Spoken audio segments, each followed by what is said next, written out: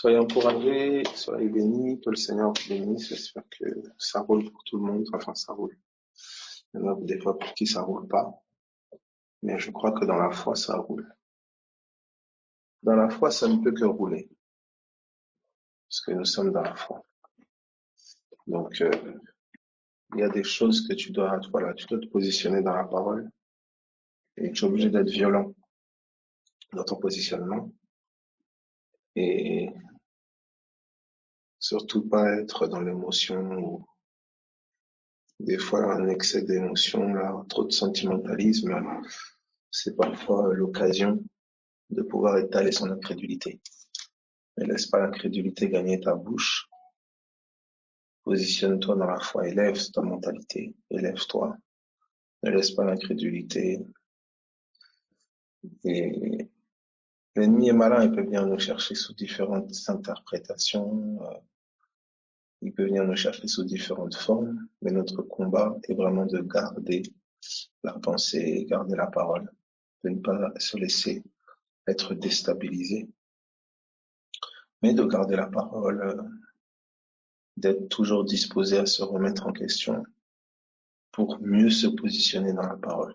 Parce que ce que nous voulons, c'est que le Christ soit glorifié. Donc, que les gens soient d'accord avec nous, pas on s'en moque. Que les gens nous apprécient ou pas, on s'en moque. Ce que nous voulons, c'est que Christ soit glorifié. Ce que nous voulons, c'est que l'amour de Dieu soit manifesté, soit démontré, prouvé, pas le nôtre. Donc, je suis désolé, mais si tu cherches à être apprécié, aimé, toi, compris, toi, avant que Christ ne soit compris et élevé, c'est de l'idolâtrie. Tu es le centre de ton petit monde. Il faut te repentir. C'est d'abord lui. Que ma famille l'aime d'abord lui. Que mes enfants l'aiment lui. Que mon mari l'aime lui. Que ma femme l'aime lui. Que mes amis, que mes collègues l'aiment lui. Le rencontrent lui. Peu importe ce qu'ils peuvent être avec moi. Ce qui m'importe, c'est ce qu'ils sont avec lui.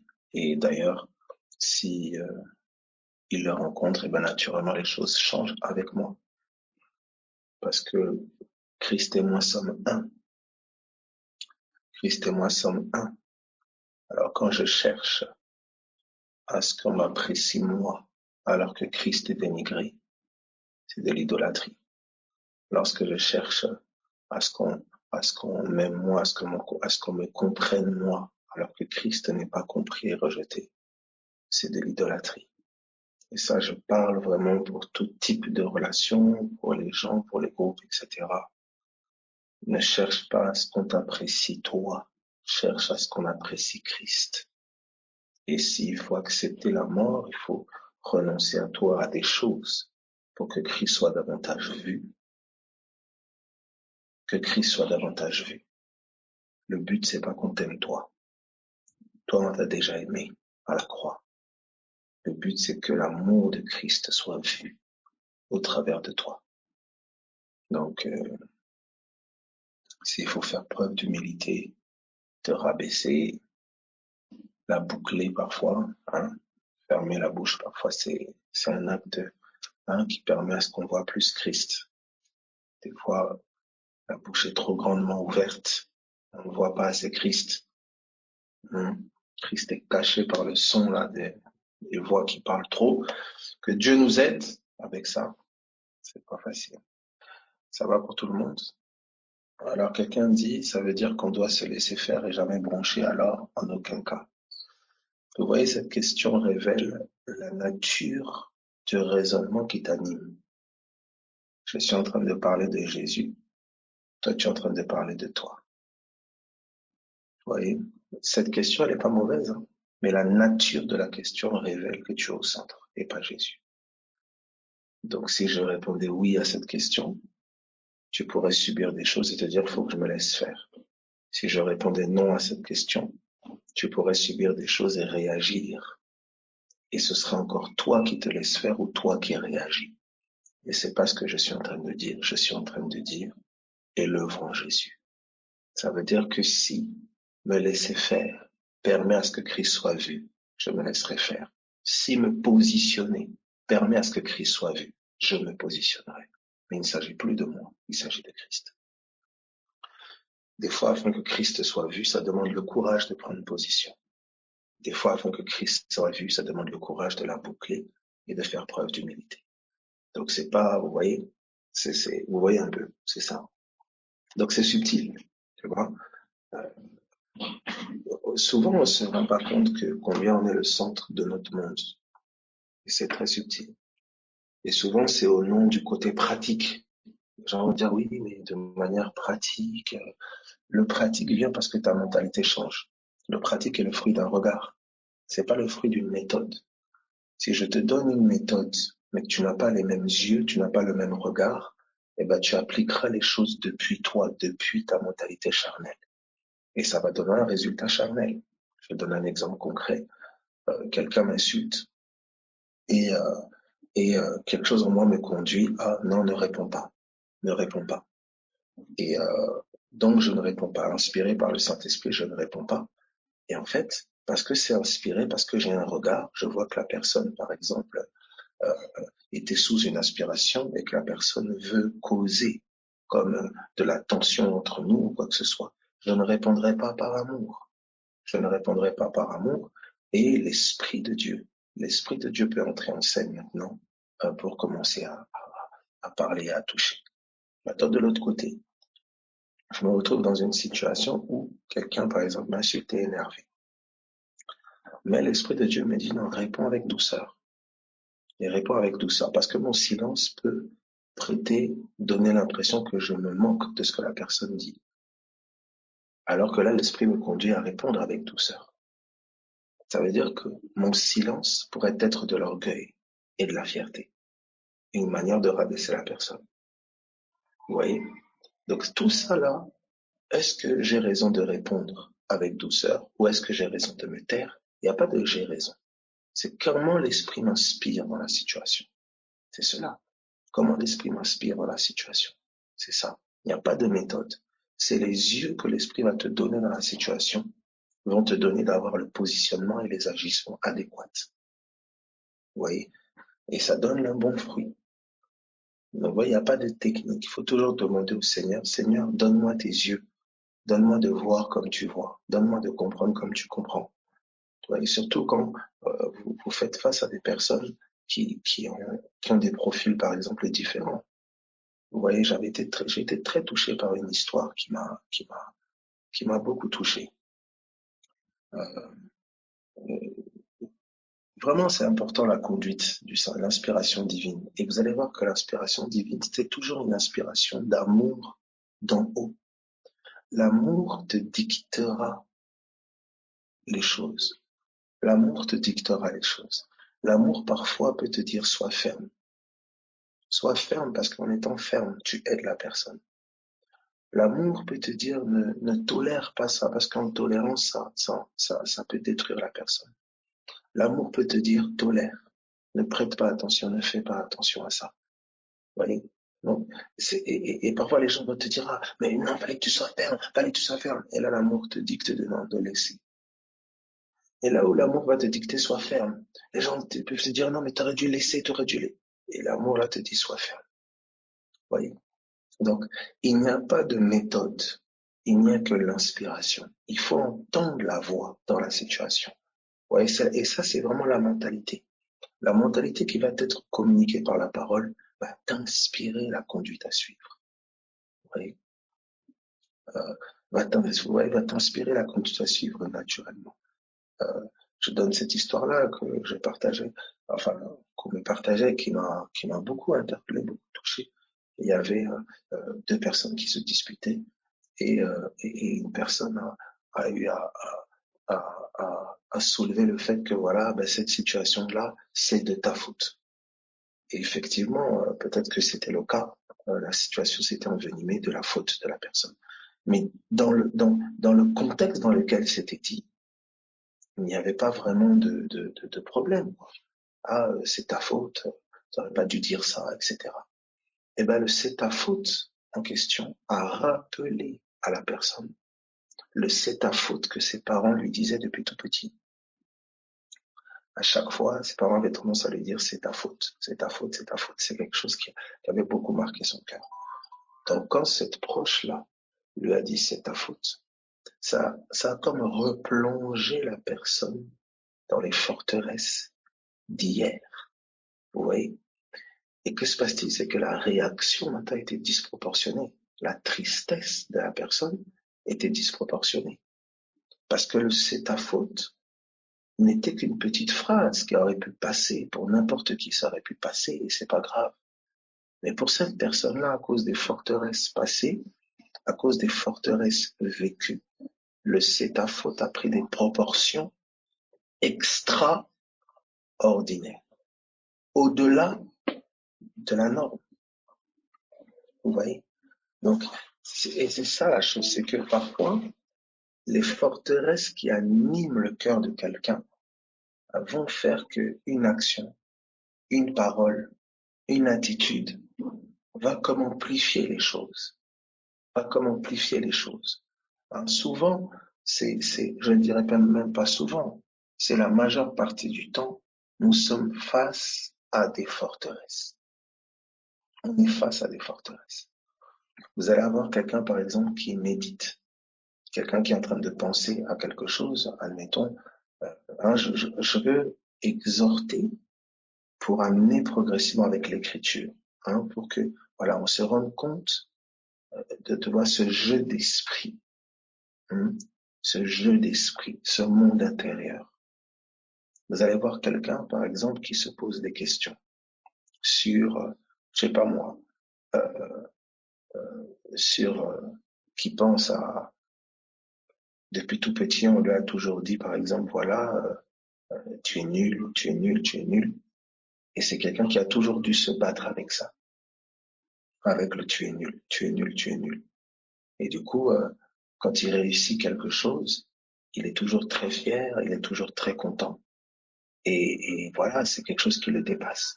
Et puis quand en même temps aussi il rate quelque chose, l'échec a un effet sur lui qui est disproportionné. Quand il rate quelque chose, quand il n'arrive pas à quelque chose, eh ben il est complètement accablé, il est complètement au fond du seau.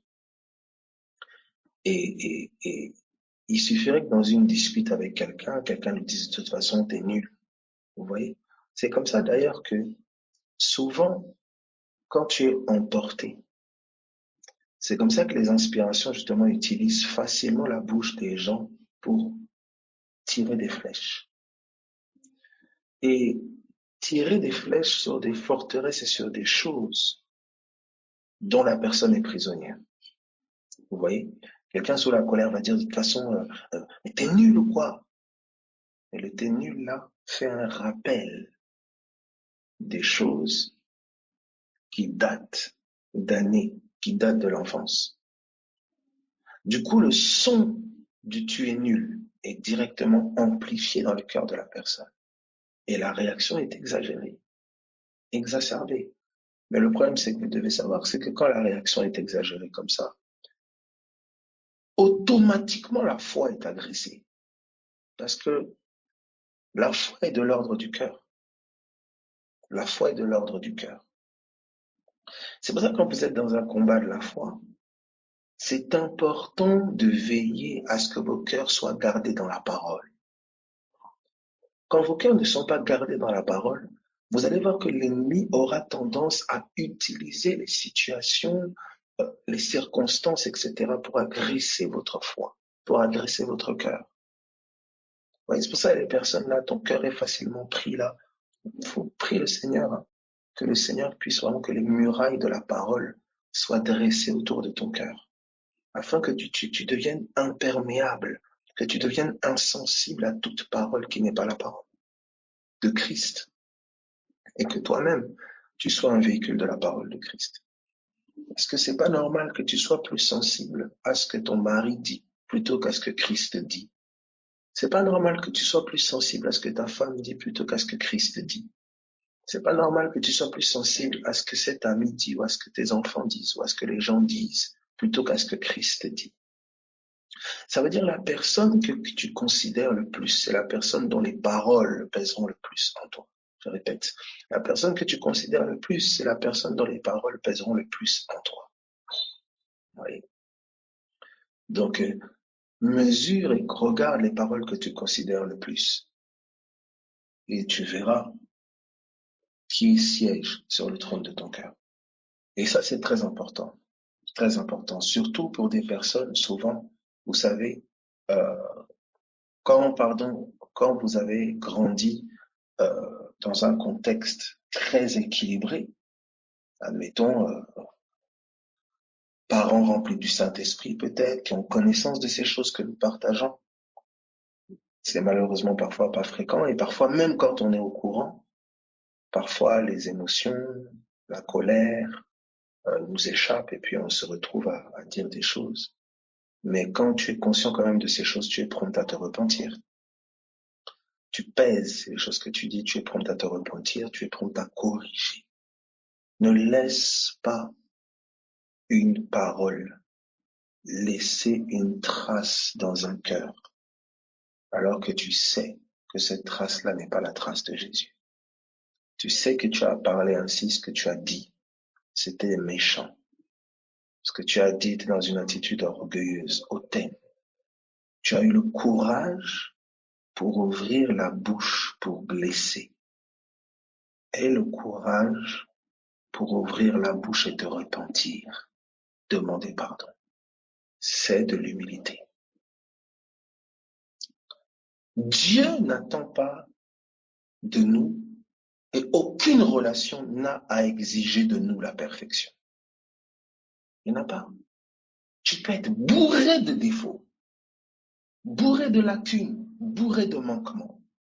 Mais si tu fais preuve d'humilité, d'amour et d'humilité, Dieu lui-même te justifiera et les portes de la grâce te seront ouvertes.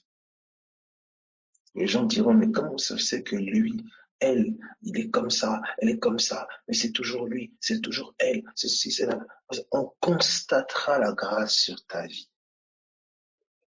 Parce que l'humilité t'habite. Parce que tu es prompt à reconnaître ta faute. Tu es prompt à te remettre en question. Le problème, c'est pas tes défauts. Le problème, c'est pas ton passif, ton vécu, ton caractère. Non. Le problème, c'est la croix. C'est la croix. Oui. Et ça, c'est très important. Allons dans Jean chapitre 7. Jean chapitre 7. Oh, j'aimerais rentrer dans cette croix. Avant d'aller dans Jean 7, pardon, on va d'abord aller dans Romains. On va d'abord aller dans Romains. On va d'abord aller dans Romains, chapitre 5. Romains, chapitre 5, à partir du verset 6. Romains 5, 6. Voilà. Alors, je donne en même temps, vous voyez, je donne en même temps comment le Saint-Esprit, comment voilà, le Seigneur conduit un peu. Alors, Abel, ce sont des choses importantes, oui, bien sûr, ce sont des choses très importantes. Certains diront, mais oui, je vois pas le rapport avec l'évangile.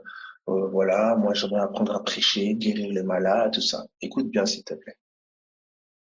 Tu dois savoir que l'incrédulité, toute maladie, toute pathologie, ça vient des cœurs. Un cœur guéri est un cœur qui produit naturellement la foi. C'est-à-dire quand tu rentres dans le bon combat de la foi, tu rentres dans le combat du cœur. Ça veut dire que tu es appelé non seulement à veiller sur ton cœur par la parole, mais aussi à apprendre à veiller sur le cœur des autres par la parole. Et c'est ça, c'est la vie spirituelle. Or, il n'y a qu'une seule chose qui peut te donner de veiller sur ton cœur et veiller sur le cœur des autres, c'est l'amour. Et l'amour a été manifesté de manière glorieuse, d'accord? Pas ton amour à toi sentimental, émotionnel, ou quand on te dit bisous, bouchou, bouchou, tu te sens aimé, et puis quand on te rentre un peu dedans, tu te dis personne ne m'aime. Ça, je parle pas de cet amour-là, charnel. Je parle de l'amour de Christ manifesté à la croix. L'amour de Dieu a poussé quelqu'un à mourir. L'amour véritable te pousse au renoncement. L'amour véritable te pousse au pardon. L'amour véritable te pousse à t'humilier. L'amour véritable te pousse à la folie. Donc je ne parle pas d'un amour émotionnel, mais c'est un amour qui a pris une décision. C'est celle de mourir. Vous voyez? Quelqu'un dit, tu as dit de ne pas laisser de traces dans les cœurs de personnes alors que nous connaissons cet enseignement. J'ai du mal avec certains collègues qui viennent me chercher, je réponds de même aux paroles méchantes. Oui, voilà, ça vous voyez un bon exemple ici. Et qu'est-ce que se passe-t-il? C'est que maintenant, si ces collègues-là sont des collègues qui doivent donner leur vie à Christ, qui sont perdus, mes paroles méchantes maintenant peuvent contribuer à faire obstacle à ce que le Saint-Esprit veut faire avec eux. Vous voyez, voilà un exemple concret. J'aime cet exemple-là. Quelle est la posture à prendre? On n'attend pas de toi la perfection. Écoute bien, le Saint-Esprit n'attend pas de toi la perfection. Le Saint-Esprit a besoin que tu sois dans une posture au travers de laquelle il peut opérer et toucher leur vie. Première posture d'abord, la prière. Tu dois être quelqu'un qui prie. Si tu ne pries pas, si tu ne te positionnes pas dans la parole, la chair, elle est faible. Tu vas péter des câbles. La chair est faible. Maintenant, même si la chair est faible, cela n'exclut pas le pardon. Ce n'est pas parce que tes collègues sont méchants que cela te donne un droit légal d'être méchant. Non, ça c'est pour les incroyants. Ils ont en face des méchants, donc ils doivent être méchants. Nous ne sommes pas de cette race-là. Ça veut dire que quelle que soit la méchanceté de quelqu'un en face, tu peux être ferme, mais tu ne dois pas laisser la haine et la méchanceté gagner ton cœur. C'est là que toi, tu es perdant. Parce que ton combat, toi, est spirituel. Et pour ça, il faut avoir une mentalité spirituelle. Il faut avoir un entendement spirituel. Parce que tant que tu vois la bouche de ton collègue au lieu de voir la bouche d'un démon, tant que tu vois les agissements de ton collègue au lieu de voir les agissements d'un démon, eh ben, tu vois, c'est tes yeux, ta mentalité, ton regard. Tant que tes yeux sont convaincus, ton entendement est convaincu que c'est ton collègue, eh ben, tu te disputes avec un démon. Tu échanges avec un démon, vous buvez un café, tout ça, voilà. Mais quand ton entendement commence à être éclairé, des fois tu verras que ça va même te faire sourire parce que tu vois même l'attaque du démon venir même déjà depuis très loin. Tu vois? Donc, ta réaction, c'est pas la tienne, c'est celle de la parole en toi. C'est celle de l'esprit en toi. C'est pas forcé. Plus tu vas t'imbiber de la parole, plus le Seigneur va te donner son regard sur la situation. Il va commencer à te donner une compassion pour tes collègues. Il va commencer à te donner une compassion pour la personne. Tu vas commencer à les voir captifs, esclaves. Ta mentalité va commencer à être différente. Et tu verras l'esprit qui va commencer à bouger. Et même si en face de toi, ils sont à attaquer, à piquer tout ce que tu veux, ta réaction, je te garantis que dans le secret, dans les coulisses, le Saint-Esprit les interpelle. Pourquoi elle ne réagit pas? Pourquoi elle réagit toujours avec douceur? Pourquoi elle est calme? Pourquoi elle est ceci? Le Saint-Esprit va commencer à confondre leur cœur. Parce que ton comportement devient un message que le Saint-Esprit peut appuyer. Alléluia. Ton comportement devient l'évangélisation. Alléluia. Voilà un message et messagère. Tu vois? Donc, dire Dieu t'aime, il ne s'agit pas parfois de mots. Parfois, c'est une attitude. Parfois, ton attitude devient l'évangélisation.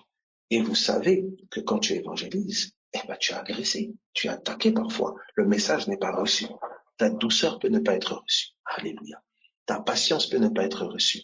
Alléluia. Ton calme peut ne pas être reçu. Ton silence peut ne pas être reçu. Peu importe. On m'a demandé d'annoncer. Alors j'annonce par mon calme, j'annonce par mon silence, j'annonce par ma fermeté, j'annonce par mes paroles, j'annonce par mes actions. Vous comprenez? C'est-à-dire que nous tendons tous vers l'incarnation du message, la parole faite chair. Vous voyez? J'ai dit à mes collègues, Dieu vous aime, Dieu vous aime. Alléluia. C'est une étape. Amen. Maintenant, il m'agresse. Que le Dieu vous aime se transforme en attitude maintenant. Parce que c'est pas seulement les mots, c'est la voix. La voix est au-delà des mots. La voix, c'est mon être.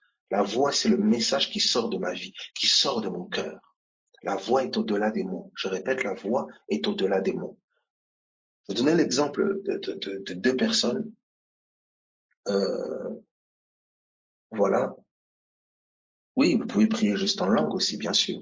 Bien sûr, j'ai été très interpellé par une frangine là qui disait elle avait été dépassée dans une situation avec des collègues de travail et parce qu'ils s'occupent d'enfants placés, tout ça. Et puis à un moment, elle a vrillé, elle a commencé à parler en langue devant les enfants. qui pétait les plombs et tout ça. Et puis, commence, voilà. Je dis même ton parler en langue. Écoute-moi, tu peux parler en langue au travail. Tu peux chanter en langue. Oui, mais oui, tu dis, mais non, c'est une langue ancienne, issue d'une thérapie. Aujourd'hui, tout le monde fait des thérapies. Les gens se présentent avec des cailloux, les gens font des mantras, les gens, non, mais tu peux libérer ton parler en langue.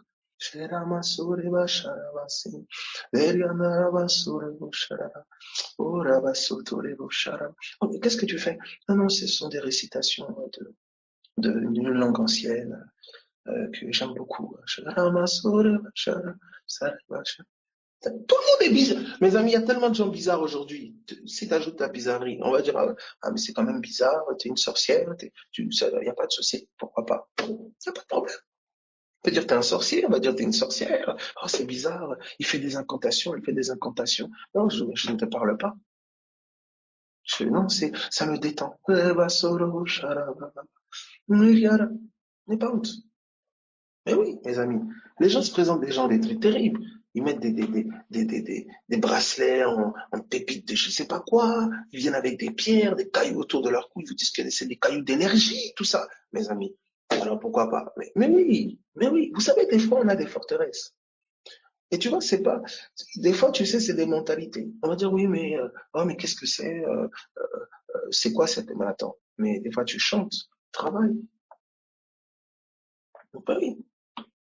Tu chantes au travail, vous voyez quelqu'un qui chante, allumez le feu. Toi, tu dis, ah non, c'est tu. Oh, il y en a qui chantent en anglais. Yeah, yeah, power, yeah, yeah, mais toi, t'es mais c'est une langue. Non, tu sais, des fois, il y a des choses, tu t'enfermes, toi, toute seule. Tu t'enfermes tout seul. Oui, mais qu'est-ce que les gens vont penser? Les gens, ils vont penser que je dis n'importe quoi. Mais non, mais oui, tu dis n'importe quoi pour eux. C'est comme si tu chantais, je sais pas moi, tu chantes en mauritanien, ou tu chantes en macédonien, ou tu chantes en chinois, ou tu chantes en coréen. Et les gens vont pas comprendre, tu dis n'importe quoi pour eux. Ah, mais c'est quelle langue? C'est une langue du Nord.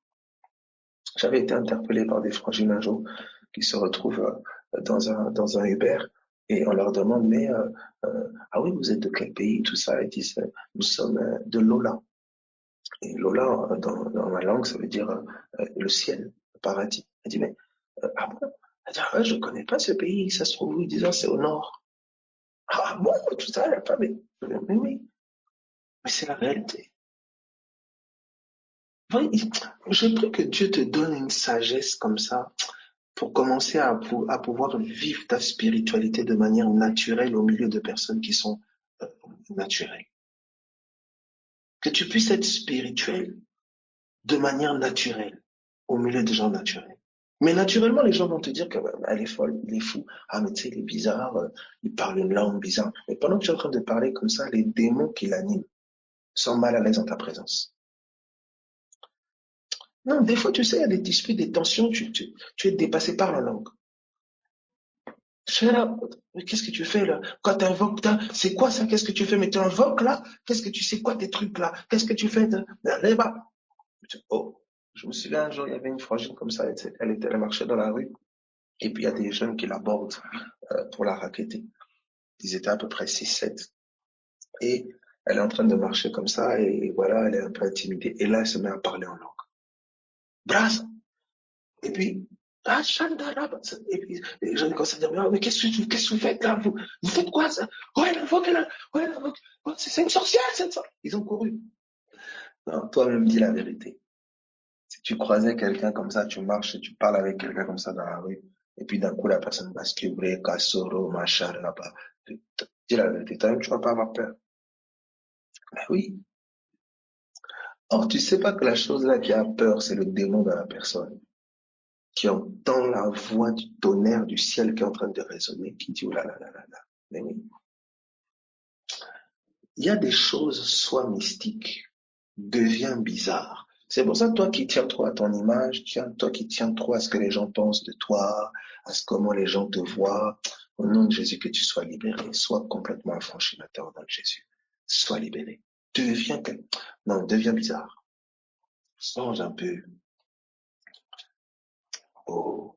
Là encore, je suis en train de parler des langues. Il y a tellement de choses. Des fois, il y a des langages comme ça que le Seigneur peut, une sagesse que le Seigneur peut te donner. Hein. Il y a une sagesse que le Seigneur peut te donner. Euh, euh, Tu peux, par exemple, tu vois, euh, je pense encore à quelqu'un là qui témoignait, voilà, entre midi et deux, par exemple, au lieu d'aller parfois manger avec les collègues ou quoi que ce soit, parce que c'est un peu, voilà, la personne se retire et va dans un coin tranquille, elle prend sa Bible, elle médite et tout ça, elle est en jeûne, quoi, et prière. Quand ses collègues lui demandent, ouais, mais tu vas où et tout ça? Oh non, je vais rejoindre un ami. Mais le Saint-Esprit est ton ami. Le Saint-Esprit est ton ami. Ah non, mais t'as pas faim, attends, tu es en jeûne. Ah non, non, j'ai déjà mangé. Ah, t'as déjà mangé? Quand? Ah ouais, ouais, non, j'ai déjà mangé et tout ça. Mais c'est une nourriture que vous connaissez pas, c'est une nourriture d'un autre pays et tout ça, machin. Mais voilà. Tu peux même trouver comment on dit man en hébreu ou je sais pas quoi. Tu dis, ah, j'ai mangé comment on dit man en hébreu? J'ai mangé du mana. Ah bon, c'est quoi ça? Oui, c'est un pays, c'est la nourriture d'un pays du Nord. Ah bon? Oui, ouais, ouais, ouais, tout ça. Voilà, puis tu coupes court là, pas. Alors que tu enchaînes. Quand les disciples sont venus voir Jésus pour dire à Jésus, Maître, mais tiens, mange. Il dit non, j'ai déjà mangé. J'ai mangé une nourriture que vous ne connaissez pas. Jésus n'a pas menti. Je prie maintenant pendant que je parle, que Dieu te communique la sagesse d'en haut. Tu es frustré dans ta foi. Tu es une foi des fois un peu frustré. Tu dis, quoi, ma belle, comment je dois parler au travail, comment je dois faire avec telle personne, je prie que le Seigneur te communique la sagesse d'en haut, qu'il te communique le langage d'en haut, la mentalité d'en haut, au nom de Jésus-Christ de Nazareth. Alléluia. Alors regardez, nous sommes dans Romains 5. Alléluia. Romains 5, à partir du verset 6. Oh, je vois quelqu'un déjà devenir quelqu'un de bizarre. Je vois quelqu'un déjà qui commence à se dire, mais oh, mais c'est vrai. Mais c'est vrai que moi, à mon travail, je pourrais faire comme ça. Mais c'est vrai que, waouh, l'entendement commence à s'ouvrir. Pendant que ton entendement comme ça est en train de s'ouvrir, Dieu va commencer à t'inspirer maintenant une sagesse d'en haut pour commencer maintenant à vivre Christ au travail, à vivre Christ à l'école, à vivre Christ naturellement maintenant avec les gens, très naturellement, très spontanément. Tu vas être qualifié de quelqu'un de bizarre, tu vas être qualifié de quelqu'un d'étrange. Mais ce qu'ils sont en train de dire là, c'est tout simplement le témoignage des démons en eux qui ont peur. On a traité Jésus de Belzébul, hein, de fils du diable, de démon, parce qu'il comprenait pas. Il disait, non, non, non, c'est bizarre. Il est bizarre. Non, Jésus était bizarre pour l'homme naturel. Je prie que tu deviennes bizarre. Je prie que tu deviennes bizarre. Oh là là là là. C'est fait,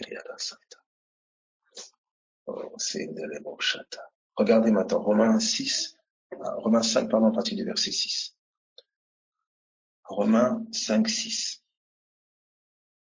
Car lorsque nous étions encore sans force, Christ, au temps marqué, est mort pour des pécheurs, est mort pour des impies. Alors que nous étions encore sans force, Christ, au temps marqué, est mort pour des impies. À peine mourrait-on pour un juste. Quelqu'un peut-être mourrait-il pour un homme de bien. Quelqu'un peut-être mourrait-il pour un homme de bien. Mais Dieu prouve son amour envers nous. Écoute bien ça. Dieu prouve son amour envers toi. En ce que, lorsque je n'avais pas de voiture, il m'a acheté une belle voiture. Alléluia.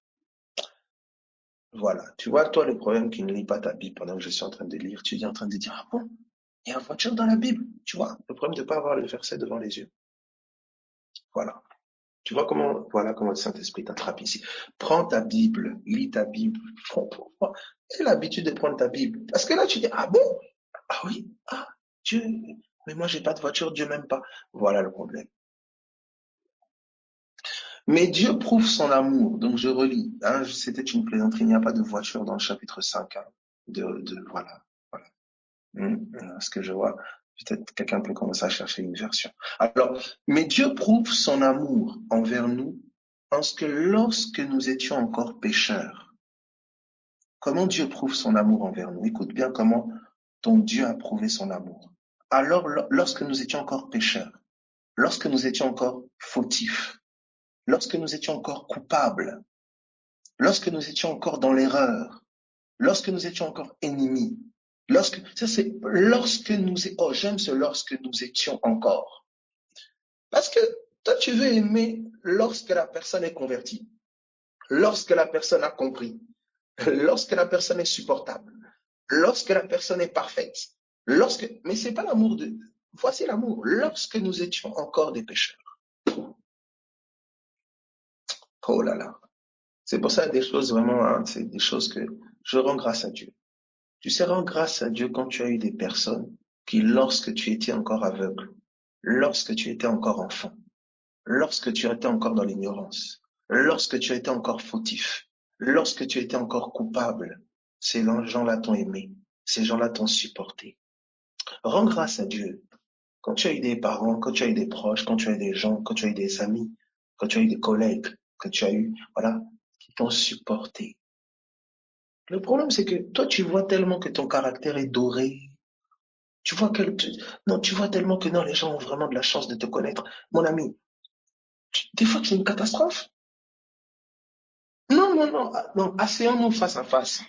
Ne te dis pas que c'est GoToMeeting, je suis en train de parler à toi. Détends-toi un peu. Tu as un caractère, parfois, c'est compliqué, hein.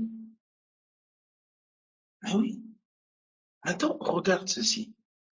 Toi-même, lorsque tu regardes avec le Seigneur, lorsque nous étions encore ignorants, des fois avec le Seigneur, on est tellement ignorant. Lorsque nous étions encore des pécheurs, qui de vous là peut lever la main et dire, non, moi, j'ai jamais péché. Lorsque nous étions encore incrédules, qui peut dire là, non, moi, j'ai une foi sans faille. Regarde ton incrédulité. Dieu a eu des victoires avec toi terribles. Dieu t'a sorti. Tu as traversé des choses magnifiques avec le Seigneur. Et regarde comment cette situation-là te fait douter de Dieu, critiquer, murmurer, te mettre en colère, comme si ton Dieu était un incapable. Là où l'ours a été vaincu, là où le lion a été vaincu, regarde ton attitude devant Goliath. Lorsque nous étions encore des incrédules, lorsque nous étions encore des, je sais pas, des impudiques, hein, tu te retrouves là avec des pensées impures à convoiter, machin, tout ça, hein, et j'en passe. Lorsque nous étions encore des colériques, tu es là, oh l'amour de Dieu, Jésus vous aime, Jésus, tu es nerveux, tu es là, tu te connais, tu es nerveux. Et ça me fait penser à un jour, quelqu'un que je connais qui témoignera, qui dira sous la colère, mettons la Bible de côté, pour dire réglons ça maintenant avec le point. Ou des passages du style, oui, oui, Jésus, Jésus, mais quand même, il y a des choses aussi, il faut quand même... Oh. Là, tu commences à tenir un autre discours, là. Lorsque nous étions encore des colériques, lorsque nous étions encore des dépressifs, toujours les mêmes, c'est tu murmures, toujours les mêmes lamentations, les mêmes murmures, les mêmes critiques. Donc, j'aimerais que tu puisses lire ce verset, mais Dieu prouve son amour envers nous parce que lorsque nous étions encore des, maintenant après les des là, métallistes. Métallistes, lorsque nous étions encore des têtus. Oui, tu es têtu. On te répète les choses, on te dit les choses et puis tu fais le contraire, tu te cognes contre le mur et puis quand tu te cognes contre le mur, tu dis ah non, tu trouves des explications. Non mais en fait c'est parce que, non c'était ça, mais c'est parce que, non, non, tu es têtu, tu es têtu. Lorsque nous étions encore des orgueilleux, mon Dieu. Tu peux mettre ta liste là. Voici, Christ est mort. Christ ne s'est pas sacrifié pour nous lorsque nous étions parfaits, justes. Voilà à quoi vous reconnaissez l'amour de Dieu grandissant dans le cœur de quelqu'un. C'est que cet amour-là n'attend pas la perfection de l'autre pour être manifesté. Lorsque nous étions encore des, Christ est mort pour nous. Alors, voici le point ici. Je ne peux pas être véhicule de cet amour sans moi-même avoir été connu par cet amour. Si tu n'arrives pas à voir comment Christ te supporte toi, comment tu es une catastrophe, Écoute-moi, c'est quand je te dis que tu es moche, je te dis que tu es une catastrophe, il y a quelque chose en toi qui pique. Tu dis, ah mais non, tu es orgueilleux, tu es orgueilleuse. Tu n'es pas quelqu'un de bien. Que personne te trompe. Tu es quelqu'un de bien dans des conditions programmées. Tu es quelqu'un de bien avec les gens dehors. Et regarde comment tu es avec ton mari. Regarde comment tu es avec ta femme. Regarde comment tu es avec tes enfants. Regarde comment tu es avec les personnes que ton cœur aime. C'est là. Tu es orgueilleux, têtu, hautain, rancunier. Mais les gens dehors, oh là là, elle a le cœur sur la main. Oh là là, quelle douceur. Oh là là, il est vraiment un homme merveilleux. Oh non, allez demander à sa femme, quel homme merveilleux. Tu dois avoir une vision déjà claire que tu n'es pas quelqu'un de potable. T'es pas non. Et le quotidien le montre. Maintenant, le quotidien te montre ça pas pour te culpabiliser, pour te dire, écoute, Dieu t'a aimé.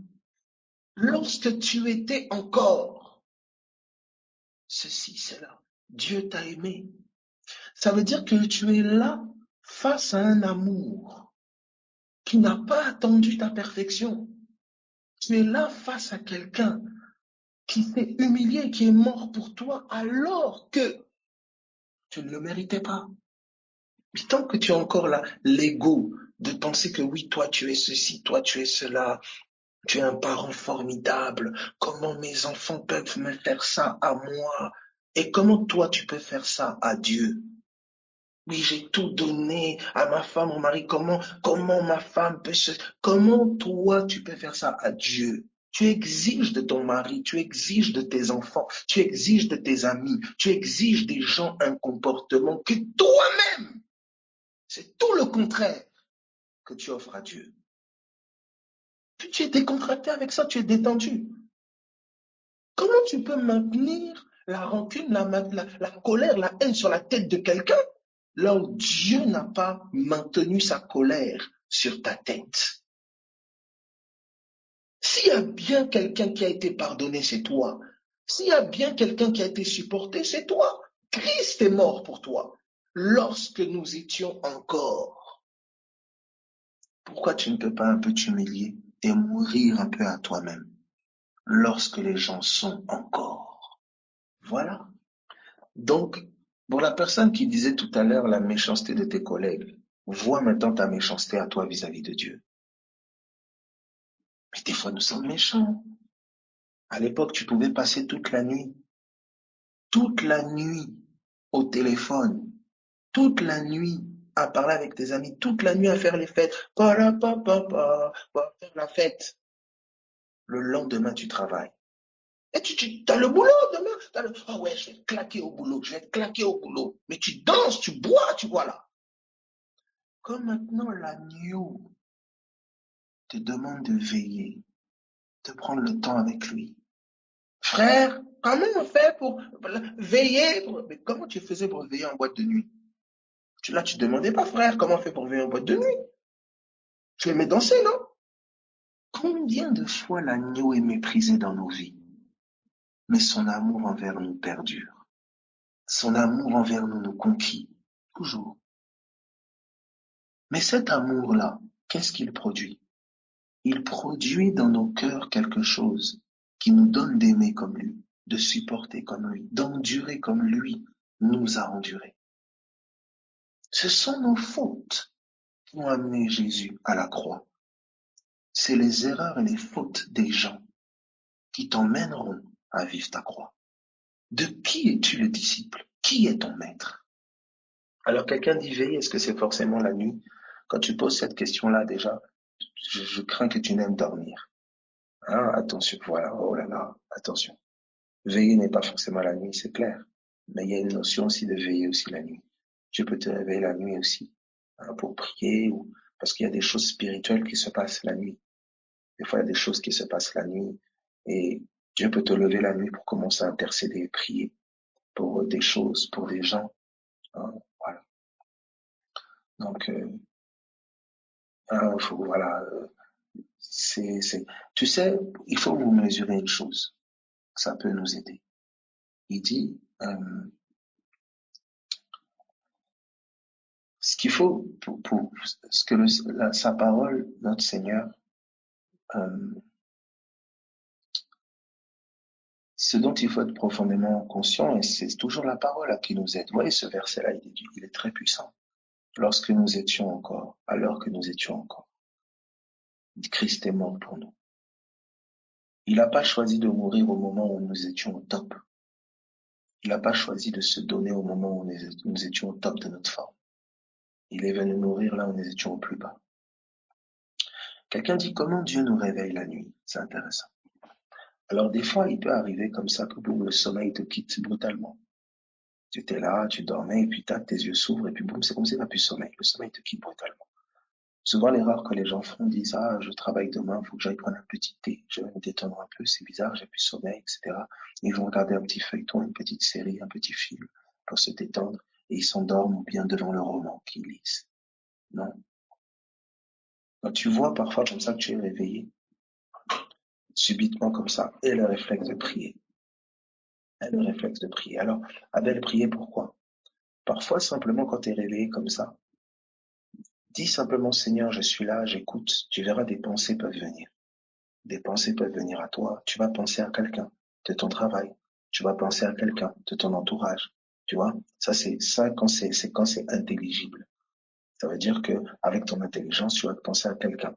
Tu vois, une personne va venir à ta pensée. Donc parfois, ça peut être une situation qui te tracasse, etc., qui t'empêche de dormir. Au lieu de trop raisonner, proclame, prie, parle sur la situation, décrète sur la situation. D'accord? Donc, le sommeil peut te quitter comme ça. Des fois, vous en avez des personnes qui sont secouées physiquement. Ça veut dire que tu vas sentir quelqu'un qui te tape dessus. Tac, tac, il te tape sur l'épaule, il te tape, il te touche la jambe, quelqu'un t'a réveillé. Tu peux sentir physiquement que quelqu'un t'a touché. Des fois, il y en a d'autres qui sont réveillés dans des rêves. Dernièrement, quelqu'un qui me témoignait dans son rêve, une voix lui disait, mais lève-toi en gros, quelle heure est-il? Lève-toi. Et dans son rêve, on l'a prévenu pour qu'elle se réveille. Donc, les réveils, ça peut prendre des formes diverses, mais dans tous les cas, on te réveille pour que tu pries. Tu vois? Maintenant, qu'est-ce qui se passe? Généralement, le Seigneur, il nous parle tantôt d'une manière, tantôt d'une autre, mais on ne sait pas discerner. On ne sait pas discerner sa voix. C'est pour ça qu'à mesure que tu médites la parole de Dieu, que tu intègres l'enseignement de Dieu en toi, tu vas commencer à discerner le langage de Dieu de plus en plus. Je te donne un exemple. Tu prends par exemple quelqu'un qui est malade. La personne a des symptômes. Qu'est-ce que le médecin va faire?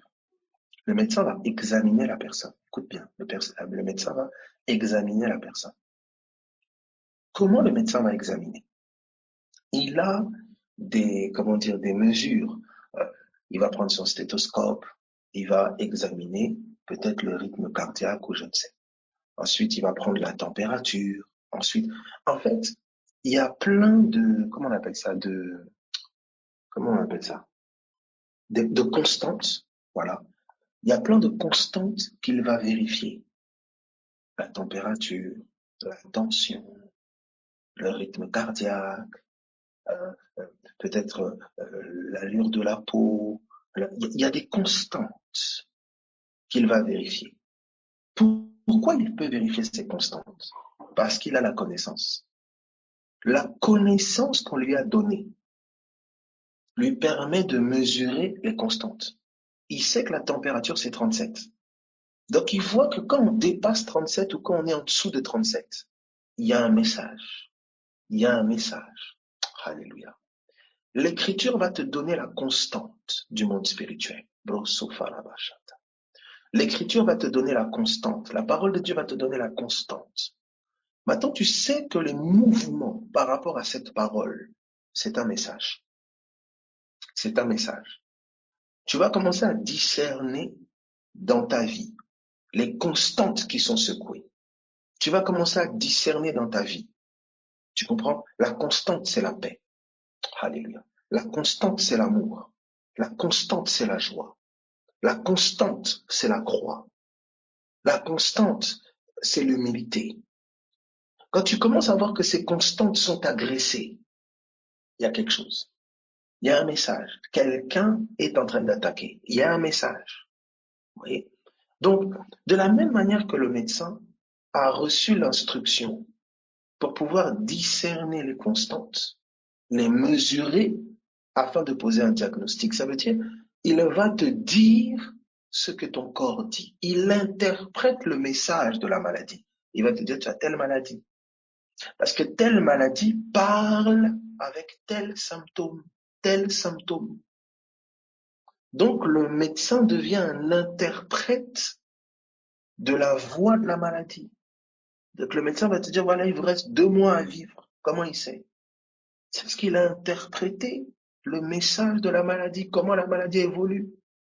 C'est pourquoi maintenant, toi, es aussi ton interprète, le Saint-Esprit. Le Saint-Esprit va commencer à te donner d'interpréter les symptômes de la vie. Je répète, l'inspiration divine va commencer à te donner d'interpréter les symptômes de la vie.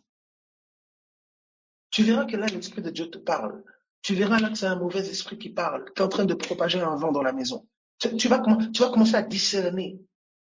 Ah, c'est bizarre. À telle période de l'année, il y a toujours cette attaque-là. À telle période de l'année, je tombe toujours malade à ce moment-là.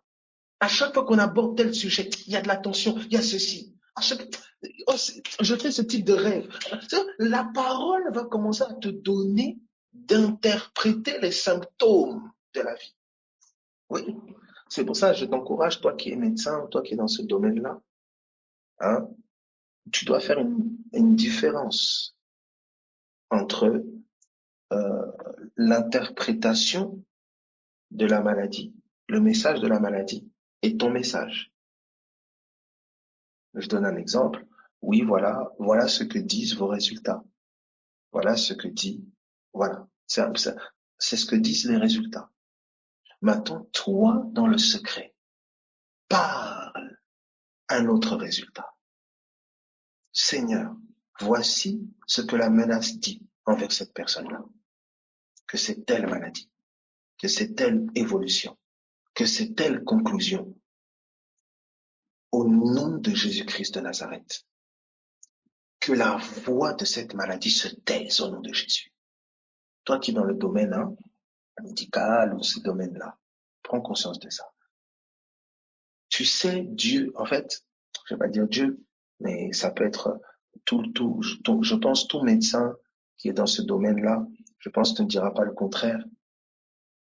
Pour discerner souvent une maladie, il faut de l'intuition.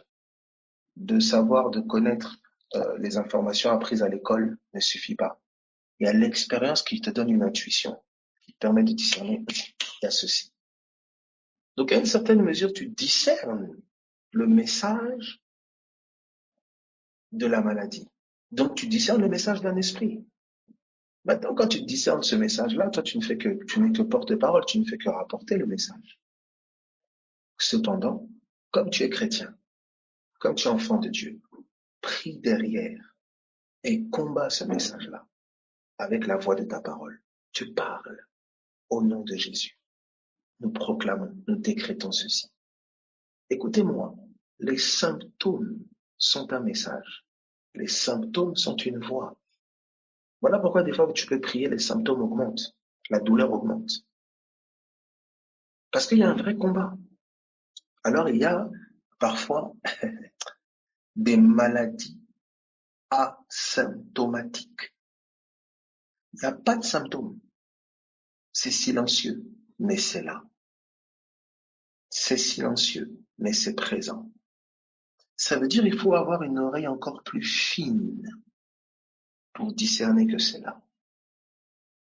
Mais dans tous les cas, vous comprenez, une maladie parle. C'est pour ça que Jésus a menacé la fièvre. Il l'a menacé, il a parlé à la fièvre. Les catastrophes naturelles sont une voix. C'est comme ça que Jésus s'est levé face au vent et à la mer. Il a dit, silence, tais-toi. Le monde spirituel est un monde des voix. Seulement, tu dois avoir les oreilles pour entendre. Et c'est la parole de Dieu qui te communique les oreilles pour entendre le message de la vie. Est-ce que quelqu'un est en train de comprendre ce que je dis? Oh, j'espère que ton entendement est en train de s'ouvrir. Il y a des choses qu'on entend avec nos oreilles physiques. Il y a des choses qu'on entend avec les oreilles de notre cœur. Et les oreilles de ton cœur, le coton-tige des oreilles de ton cœur, c'est la parole de Dieu. Tu peux avoir des acouphènes spirituels. Ça veut dire que tu entends un son là qui dérange. Non, écoutez bien s'il vous plaît. Ton cœur là, il a des oreilles. Et les oreilles de ton cœur, c'est ton entendement, ta capacité de compréhension. Tu comprends le message. Ça veut dire tu entends. C'est comme ça quand Jésus parlait, il dit que celui qui a des oreilles pour entendre, entende ce que l'Esprit dit. Quand il dit celui qui avait des oreilles pour entendre, il dit celui qui a un cœur pour comprendre. Tu comprends. Là, il y a quelque chose dans la maison, ça va pas. Tu comprends que là, c'est une attaque. Tu comprends que là, on menace tes enfants. Tu comprends que là, on menace ton foyer. Tu entends la voix de la menace. Mais il y en a, voilà, vous voyez, il y en a par exemple, ils sont sourds. Il y a un vent qui vient dans la maison, ils n'entendent rien. Alors ça se traduit en dispute. Elle insulte son mari, il insulte sa femme, il insulte les enfants. C'est des clashs, c'est des choses compliquées. Parce que tout le monde est sourd. Personne n'entend la voix du messager de destruction, la voix de l'ange de la mort, la voix du message de l'esprit de dispute, la voix de personne ne l'entend. Ouvre tes oreilles. Où est-ce qu'on lave les oreilles? Où est-ce qu'on lave les yeux du cœur? Où est-ce qu'on ouvre les oreilles? Qu'est-ce qui ouvre les oreilles? Qu'est-ce qui lave les yeux? C'est la parole. Au contact de la parole, tes yeux vont être lavés. Tu commences à voir. Je vois maintenant. Wow. J'étais avec, par la grâce de Dieu, j'ai passé un temps béni avec mon frère et, bref, mes frères et voilà, et qui me disait des constats qu'il avait faits. Je dis, Annabelle, c'est terrible. Waouh. Tu vois, je remarque que quand il y a ça, en même temps, il y a exactement ça. Il y a ça, il y a ça, il y a ça. Mais c'est fou. Il commence à voir. Il commence à entendre. Tu sais, il y a des choses quand tu ne vois pas. Des fois, tu vas remarquer, au moment où tu dois prendre des décisions très importantes, des rendez-vous très importants, boum, tu tombes malade. À chaque fois que tu as des économies, tu veux monter un projet, boum, facture qui arrive, dette qui tombe de nulle part, amende qui tombe de nulle part, truc à payer qui tombe de nulle part, rappel de ceci à payer. C'est comme si à chaque fois que tu as la possibilité de pouvoir avoir des fonds pour monter un projet, pour aider, boum, des dépenses arrivent. Il y a tellement, en fait, il y a tellement de voix. Quand tu n'as pas les oreilles pour entendre et les yeux pour voir, on va te berner. On va vraiment, tu sais, c'est-à-dire que dans l'esprit, tu es bourrique. Comme, je sais pas comment expliquer. Et que se passe-t-il? C'est que quand tu commences à voir, j'expliquais ça dernièrement, quand tu commences à voir, le monde spirituel sait que celui-là, celle-là commence à voir. Ils vont tout faire pour te dissuader. Je m'explique. Vous voyez, si je suis, par exemple, un homme a maintenu les gens aveugles pendant des siècles, et tout le monde est esclave, les esclaves aveuglément marchent dans les trous, marchent dans la boue, marchent dans les flaques d'eau, ils boivent le venin qu'on leur donne à boire, tous sont esclaves. Et l'homme qui voit, l'homme qui a servi, lui voit comment tout le monde suit bien le pas qu'il a donné, le ton qu'il a donné. Donc les gens boivent le poison, les gens marchent dans des trous, pleins d'eau, de boue. Les gens sont en train de construire quelque chose, ils voient même pas ce qu'ils sont en train de construire. Le jour où un de ces esclaves se met à voir, il va plus vouloir boire le poison. Il va commencer à esquiver les trous. sauter au-dessus des flaques d'eau. Et automatiquement, son comportement se distingue des autres.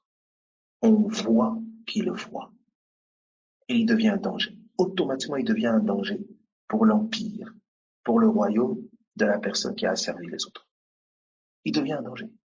Quand tu commences à voir, là où dans ta famille on buvait l'eau des disputes, le poison de l'amertume, le poison de la colère, là où on buvait le poison de la haine, le poison de l'immoralité, le poison des addictions, là où il y avait des comportements, tu dis, c'est pas, quand la parole t'ouvre les yeux, tu dis, waouh, moi je veux plus de ça. Là où c'était l'amour de l'argent qui régnait, là où les gens importants, c'est ceux qui ont de l'argent, ceux qui n'ont pas d'argent, ils sont nuls, ils savent pas important, méprisés. Là, tu commences à donner de la valeur à ceux qui n'ont pas. Le mépriser de la famille, que personne ne regardait, tu commences à le considérer, à lui témoigner l'amour de Dieu. Ton regard change, ton entendement s'ouvre. Le monde spirituel voit que tu vois. Ah, mon ami, là, ça va commencer à attaquer. Et les calomnies, et les critiques, et les fausses accusations, et les trahisons. Tu vas être étonné, ça c'est pas possible. Mais je comprends pas. C'est parce que tu commences à voir. Et le problème, c'est qu'en commençant à voir, tu risques d'amener les autres aussi à voir. Tu dois comprendre ces choses. Oui, mais Abel, pourtant, je parle avec personne. Mais mon ami, tu n'as pas besoin de parler avec quelqu'un pour que les gens voient qu'en esprit, tu vois. Tu peux être loin même de tes proches. Des problèmes arrivent de loin. Pourtant, tu ne leur parles pas. Mon ami, en esprit, il n'y a pas de distance. Mais je te dis, que ceux qui ont des oreilles pour entendre. Des attaques, pour ceux encore qui sont de familles encore très spirituelles, tu vas commencer à avoir des attaques dans des rêves, des oppressions que tu ne comprends pas, parce que tu es en train de devenir un danger. Tu vois ton langage, tes yeux sont maintenant de plus en plus ouverts, tes oreilles sont de plus en plus ouvertes. Ça veut dire que là où la captivité a régné sur ta famille pendant peut-être des décennies, pendant peut-être des siècles, là où des choses, Dieu devait accomplir des choses pour la nation, pour la patrie, mais à cause de la captivité des ténèbres, ces choses ont été cachées, voilées, détruites. Tu deviens maintenant comme un Moïse qui est une espérance nouvelle maintenant pour ce peuple, pour cette famille, pour cette ville, pour ce pays. Mais immédiatement, Pharaon doit programmer ta mort. Je te dis, tu vas avoir des choses qui vont se bloquer, des choses qui vont se fermer. Tu vas voir le conjoint qui tombe malade. Tu vas voir la conjointe qui tombe malade. Tu vas commencer à voir les enfants qui sont attaqués. Et en fait, on essaye à nouveau de te rendre esclave. On essaye à nouveau de te remettre dans la mentalité d'hier, dans la colère d'hier, dans l'amertume d'hier, dans l'amour de l'argent d'hier. On essaye à nouveau de te remettre dans le trou. Parce que tu deviens quelqu'un de dangereux. C'est pour ça que quelqu'un qui a cet entendement, quand les attaques viennent, ça commence à exciter son esprit. C'est que vous avez vu. Tu commences à monter dans la prière. Tu commences à monter dans la révélation. Tu commences à accentuer les frappes. Ta mentalité change. Tu n'as plus la même approche des choses. Mais quand ton entendement n'est pas ouvert, frère, on a dit ça sur moi. Frère, on m'a dit, tu sais, les gens sont pas gentils. Frère, aïe, Seigneur Dieu, ça va aller, hein?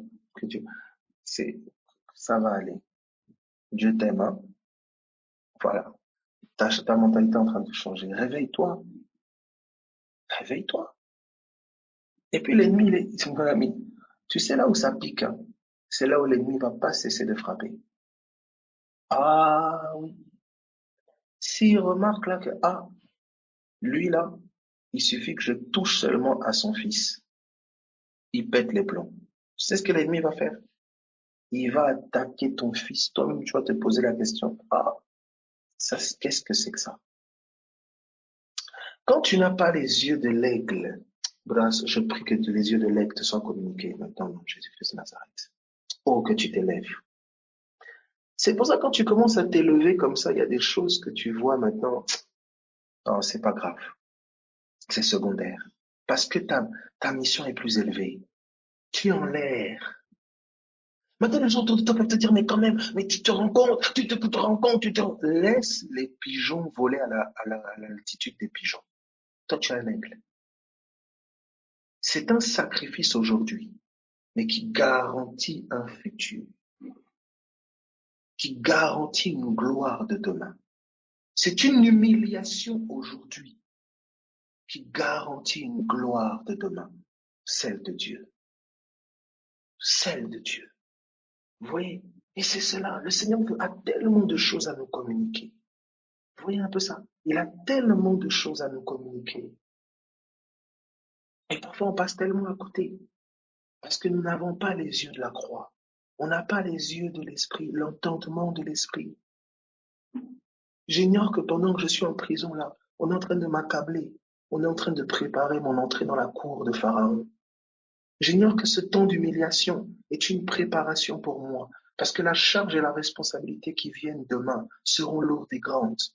J'ignore que le combat que je suis en train de vivre dans mon foyer est un entraînement. L'ennemi veut m'accabler et me mettre KO. Mais Dieu, dans sa grâce, est en train de m'entraîner et faire de moi une femme de prière, un homme de prière. Alléluia. Quand tu n'as pas l'entendement éclairé, là où l'ennemi veut te détruire, pour Dieu, ça devient un entraînement. Oh là là. Mais c'est pour ça que vous étonnez pas quand les apôtres disent je me réjouis des afflictions. Et puis mes amis, quand l'entraînement est rude et dur, tu sais que tu es formé à quelque chose d'élevé. Tu dois commencer à t'inquiéter quand ton entraînement c'est seulement plouf plouf, une vase qui pisse, sauter sur un pied, sauter sur l'autre. Quand tes entraînements c'est ces niveaux-là, c'est que c'est une préparation pour la crèche. Quand maintenant ton cœur est piqué, ton cœur est secoué, ton cœur est attaqué. C'est pas l'ampleur de l'épreuve, hein. C'est l'oppression de ton cœur. Une épreuve peut être petite aux yeux des hommes, mais elle peut avoir un effet énorme sur ton cœur. Un enfant qui t'a insulté, bon, pour d'autres, c'est pas grave, mais pour toi, ça impacte, ça agresse ton cœur. C'est un combat. Parce que demain, ce sera pas l'insulte d'un enfant, ce sera l'insulte de la multitude. Ce sera le mépris des masses. Es-tu prêt? Es-tu prête? C'est pourquoi ne regarde pas à ce que l'ennemi fait, mais regarde à l'entraînement de ton Père. Mon Dieu n'est pas aveugle, mon Dieu n'est pas sourd. Et là où l'ennemi veut me détruire, la gloire de Dieu, c'est qu'il m'entraîne et me façonne. Ça veut dire que, indépendamment de sa volonté, Satan est en train de contribuer au façonnement de la gloire de Christ en moi. Il faut avoir l'entendement. Quand tu n'as pas l'entendement, tu penses que l'ennemi il est trop fort, qu'il est trop fort. Tu comprends pas que Christ est en train d'être formé en toi. Tu es quelqu'un, tu es là, tu ne priais pas. Tu pries 10 minutes, tu es soufflé. Tu pries 1 heure, tu penses qu'une heure c'est je ne sais quoi. Mais là maintenant, cette situation fait que la prière devient ta respiration. Parce que quand tu pries pas, tu sombres. Quand tu pries pas, tu es oppressé la nuit. Quand tu ne pries pas, les problèmes sont tels que tu commences à avoir des migraines, tu commences même à faire de la tension. Quand tu ne pries pas, tu es comme submergé. Ça veut dire que c'est l'étage et le stade où la prière n'est plus un luxe, mais un besoin vital, une respiration. Tu commences à être sorti de tes limites. Là où ne pas manger jusqu'à midi, c'était un combat spirituel. Non, non, non. Là où ne pas manger jusqu'à midi, c'était un combat spirituel. L'appétit commence à être coupé. Tu commences à passer la journée, tu ne manges pas. Mais on te conduit dans l'esprit de jeûne. Maintenant, toi, au lieu de comprendre l'esprit du jeûne, tu commences à dire, ah, oh là là, je vais appeler telle personne pour qu'il puisse me donner à manger. Oh, je vais appeler telle personne pour qu'il puisse me donner. Oh, mais discerne le jeûne, là, il faut jeûner un peu. Ta chair prend trop de place. Le poulet est trop conséquent, là. Quand tu commences à entendre la voix, tu vas commencer à discerner le chemin. En fait, on me conduit. L'ennemi veut me faire croire L'ennemi veut me détruire à cause de mon ignorance de la voie. Il utilise la maladie pour m'attaquer. Il utilise les calomnies. Il utilise les freins de différentes sortes. Il utilise la disette. Il utilise différents éléments, la famine et autres, pour accabler ma foi, pour me détruire. Mais Dieu, dans son amour et sa grâce, m'éduque. C'est-à-dire là où ce qui devait être destruction, là ce qui devait être destruction, maintenant pour moi croyant, devient limite, éducation. Voilà comment Paul peut vous dire tout concourt au bien de ceux qui aiment Dieu. J'ai bien dit ceux qui aiment Dieu. Abel, ça veut dire que c'est l'ennemi qui envoie Dieu qui envoie la destruction. Non. La sagesse de Dieu est telle que la destruction que l'ennemi envoie, Dieu est suffisamment intelligent et glorieux pour que dans ton cœur ce soit tourné en éducation. C'est la sagesse de Dieu qui surpasse toute intelligence. L'ennemi a voulu détruire la maison, mais il a produit des hommes et des femmes de prière. L'ennemi a voulu détruire cette femme, mais il a produit une femme de foi. Laissez-moi vous donner un exemple. J'aime Joseph, l'exemple de Joseph. Allons ensemble, nous allons terminer sur cet exemple de Joseph. Oh, si tu comprends ce que je dis là, oh là là, tu vas commencer à être quelqu'un de révolté dans le feu. Avec le peu d'énergie que tu as, au lieu que ta bouche serve à murmurer, ta bouche va commencer à servir à louer. Tu vas devenir un soldat dangereux. Mes amis, Dieu, mon cœur, moi, c'est de former des militaires pour Jésus-Christ. Si tu viens là sur votre meeting, c'est pas du tout pour les nounours, ça, c'est pas moi ici. Ici, c'est la guerre. Et cette guerre-là, elle a été remportée par notre chef de file, Jésus-Christ, notre général des armées. Et un seul combat, celui de la foi. Là où la foi est agressée, c'est toi, Église, l'armée qui a attendu. Quand la non-espérance est là, quand le désespoir s'est installé, quand le découragement s'est installé, quand les hommes n'ont à la bouche que comment on va faire, on est foutu, c'est ton territoire, c'est ton terrain, Église. Tu as été programmé pour les problèmes. Tu as été designé pour répondre avec la foi. Pas l'intellect et les raisonnements, tu commences à faire trop de calculs, non. Mais tu espères là où on n'espère plus. Tu es debout là où tout le monde a fléchi. Et tu es à genoux là où tout le monde se tient debout. Église, c'est ta destinée. Tu oses rêver des choses que les gens disent non mais de toute façon c'est foutu, c'est cuit. Toi tu vois ça. Pourquoi on ne pourrait pas changer la ville? Pourquoi on ne pourrait pas changer ce domaine? Pourquoi on ne pourrait pas infiltrer ce secteur et que Dieu puisse s'incarner et se déployer dans ce secteur? Église, tu rêves. Et ce que tu rêves n'est plus de l'ordre du rêve, c'est la réalité de Dieu. Église, tes yeux sont au-delà.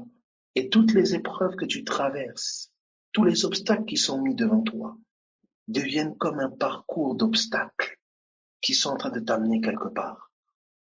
Tu es entraîné, tu es façonné dans l'antre des épreuves, de la solitude, de la peine, de la douleur. Là où tous pleurent, toi, Église, ta consolation, c'est l'agneau. Là où tous en prison se lamentent, toi, Église, les louanges sont sur tes lèvres, même en prison, même accablé, même calomnié, parce que ta gloire est en haut, ta gloire n'est plus en bas. On peut prendre tes maisons, on peut prendre ton foyer, on peut prendre ta santé. On ne peut pas te prendre le cadeau qui t'a été donné, qui est le plus précieux et celui que tu chéris le plus, Jésus-Christ. C'est pour ça, Église, tu es invincible de par le cadeau que le ciel t'a fait, Christ. Élève-toi. Ton ADN, c'est le combat de la foi. Ton ADN, c'est l'amour de Dieu. Parce que tu aimes, tu espères encore. Parce que tu aimes, tu crois encore.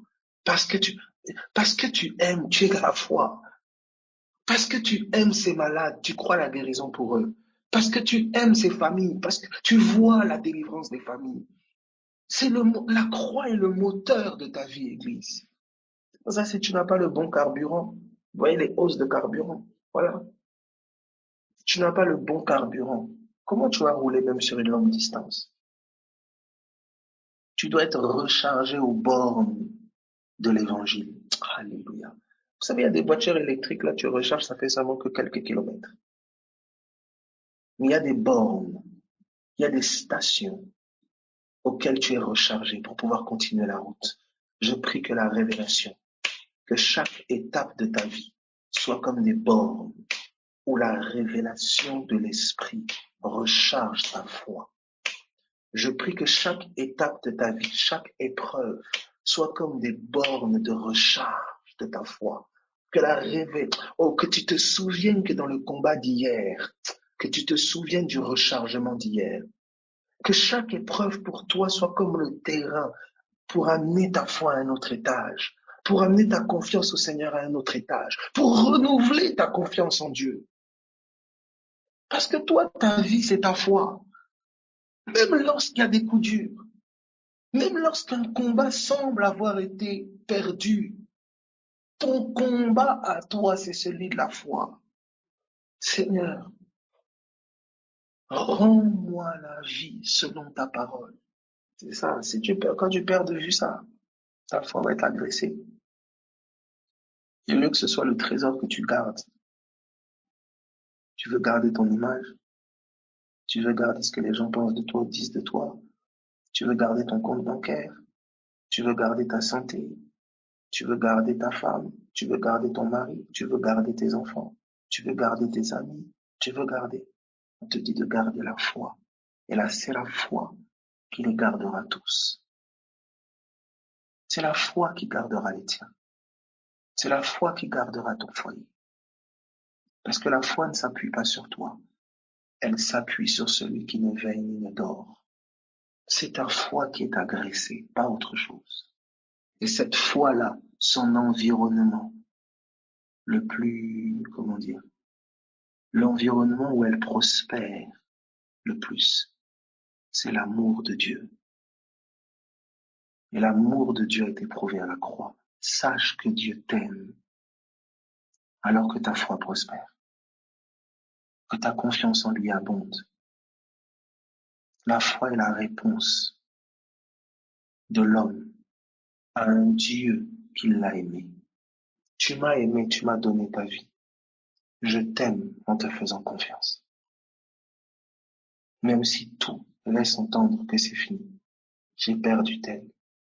J'ai perdu tel membre de ma famille. J'ai perdu tel proche. J'ai vu des gens partir autour de moi. Des gens tomber. Moi-même, j'ai tellement d'erreurs et d'imperfections, Seigneur. Mais je t'aime. Selon ta parole. Je serre ta parole contre mon cœur. Là où c'est ridicule de continuer à espérer, j'espérerai encore en ton nom.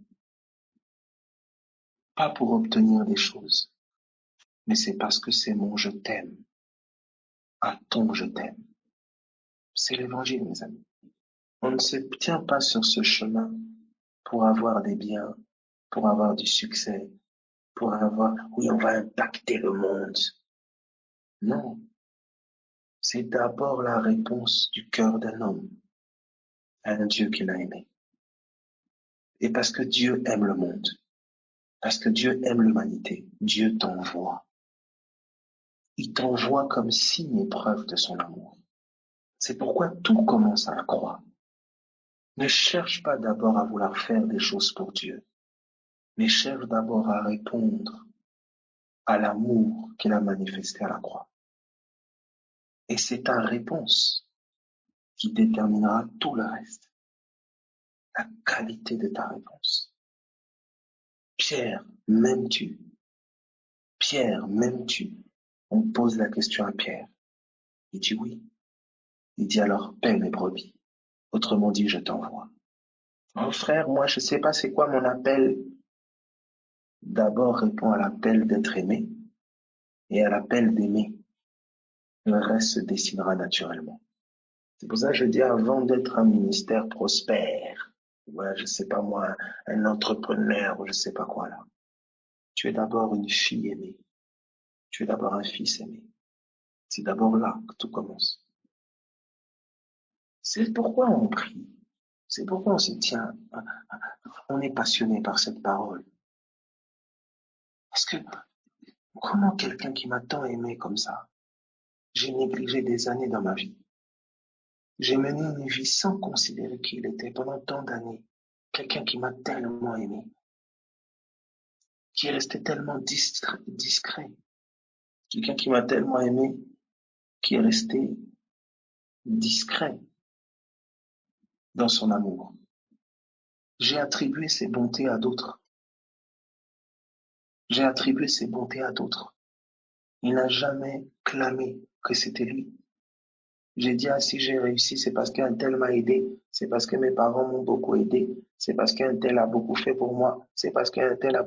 J'ai attribué ses bienfaits à d'autres. Et d'autres se sont même attribués ses bienfaits. Et il est resté silencieux. Il n'a parfois rien dit, parce qu'il était plus soucieux de son amour pour moi que de recevoir une quelconque gloire. Voilà comment il m'a aimé. Comment voulez-vous que tu te réveilles un bon matin, tu te rends compte qu'un tel être a été mis de côté toutes ces années. Paul dit racheter le temps. Il dit là, les jours sont mauvais. Mais en quoi sont-ils mauvais? Regardez l'ingratitude des hommes, c'est terrible.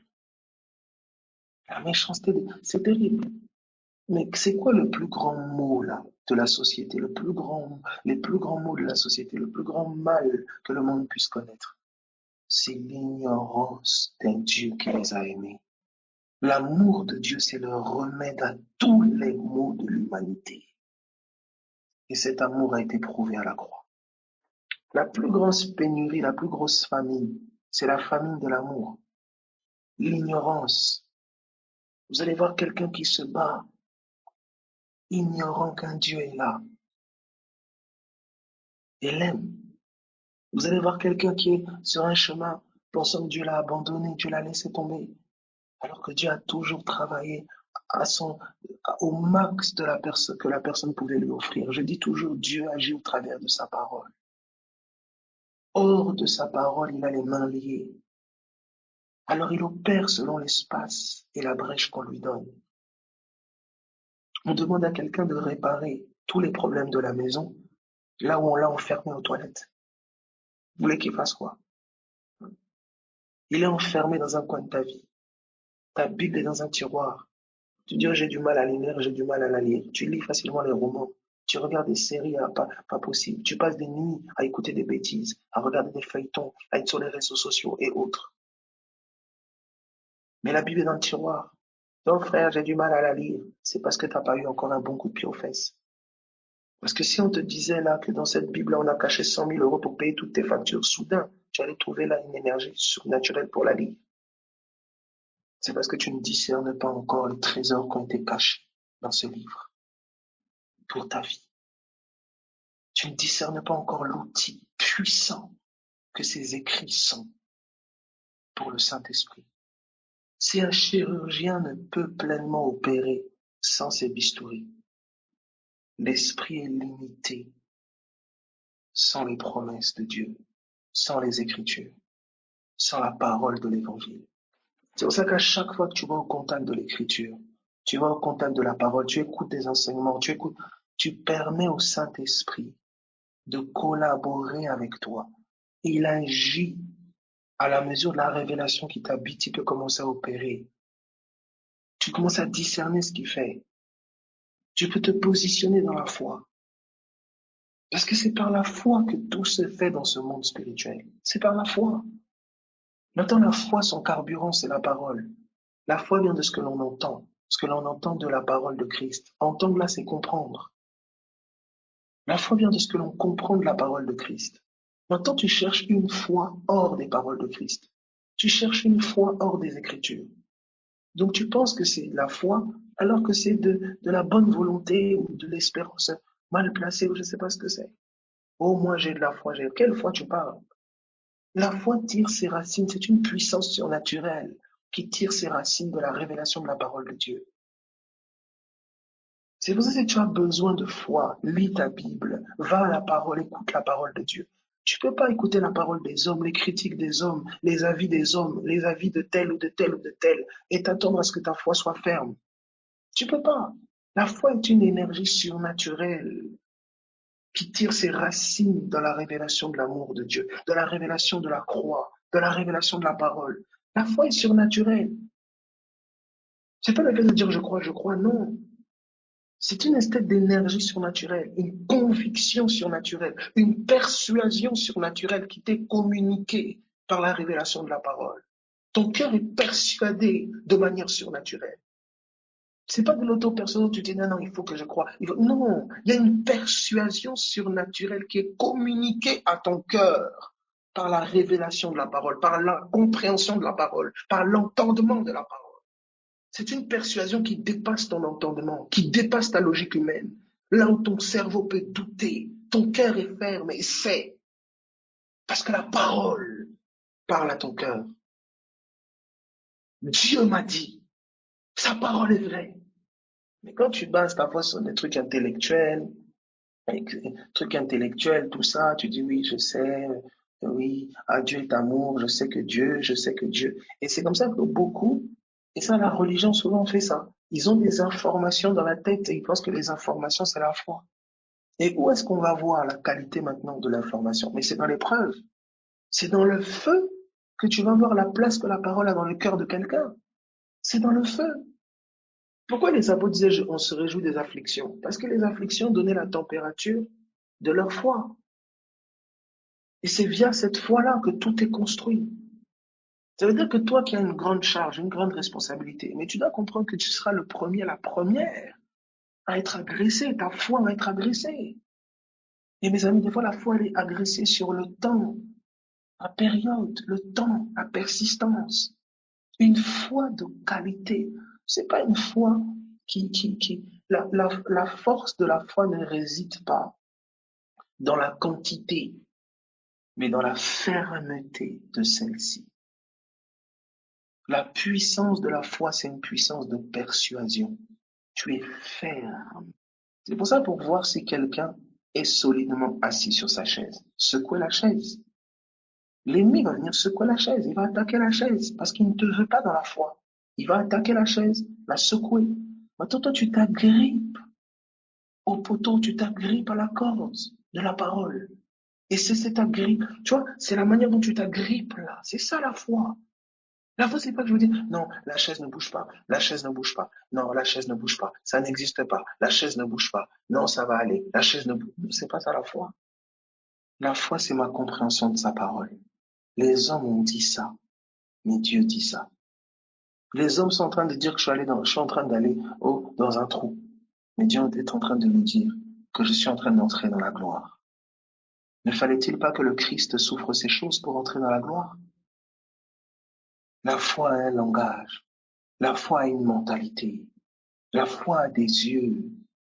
Là où les hommes ont vu un homme crucifié qui allait dans un trou, le ciel a vu la gloire. Le ciel a vu la victoire de Jésus. Parce que c'est la foi qui a triomphé. Comment a pu-t-il continuer à croire? Comment a-t-il pu continuer à croire? Lui, le Christ, sorti des entrailles de Dieu même, du Dieu vivant, dépouillé de toute force, dépouillé de toute puissance, réduit à un brigand sur une croix. Mais sa foi n'a pas failli. Le ciel dit, il a triomphé.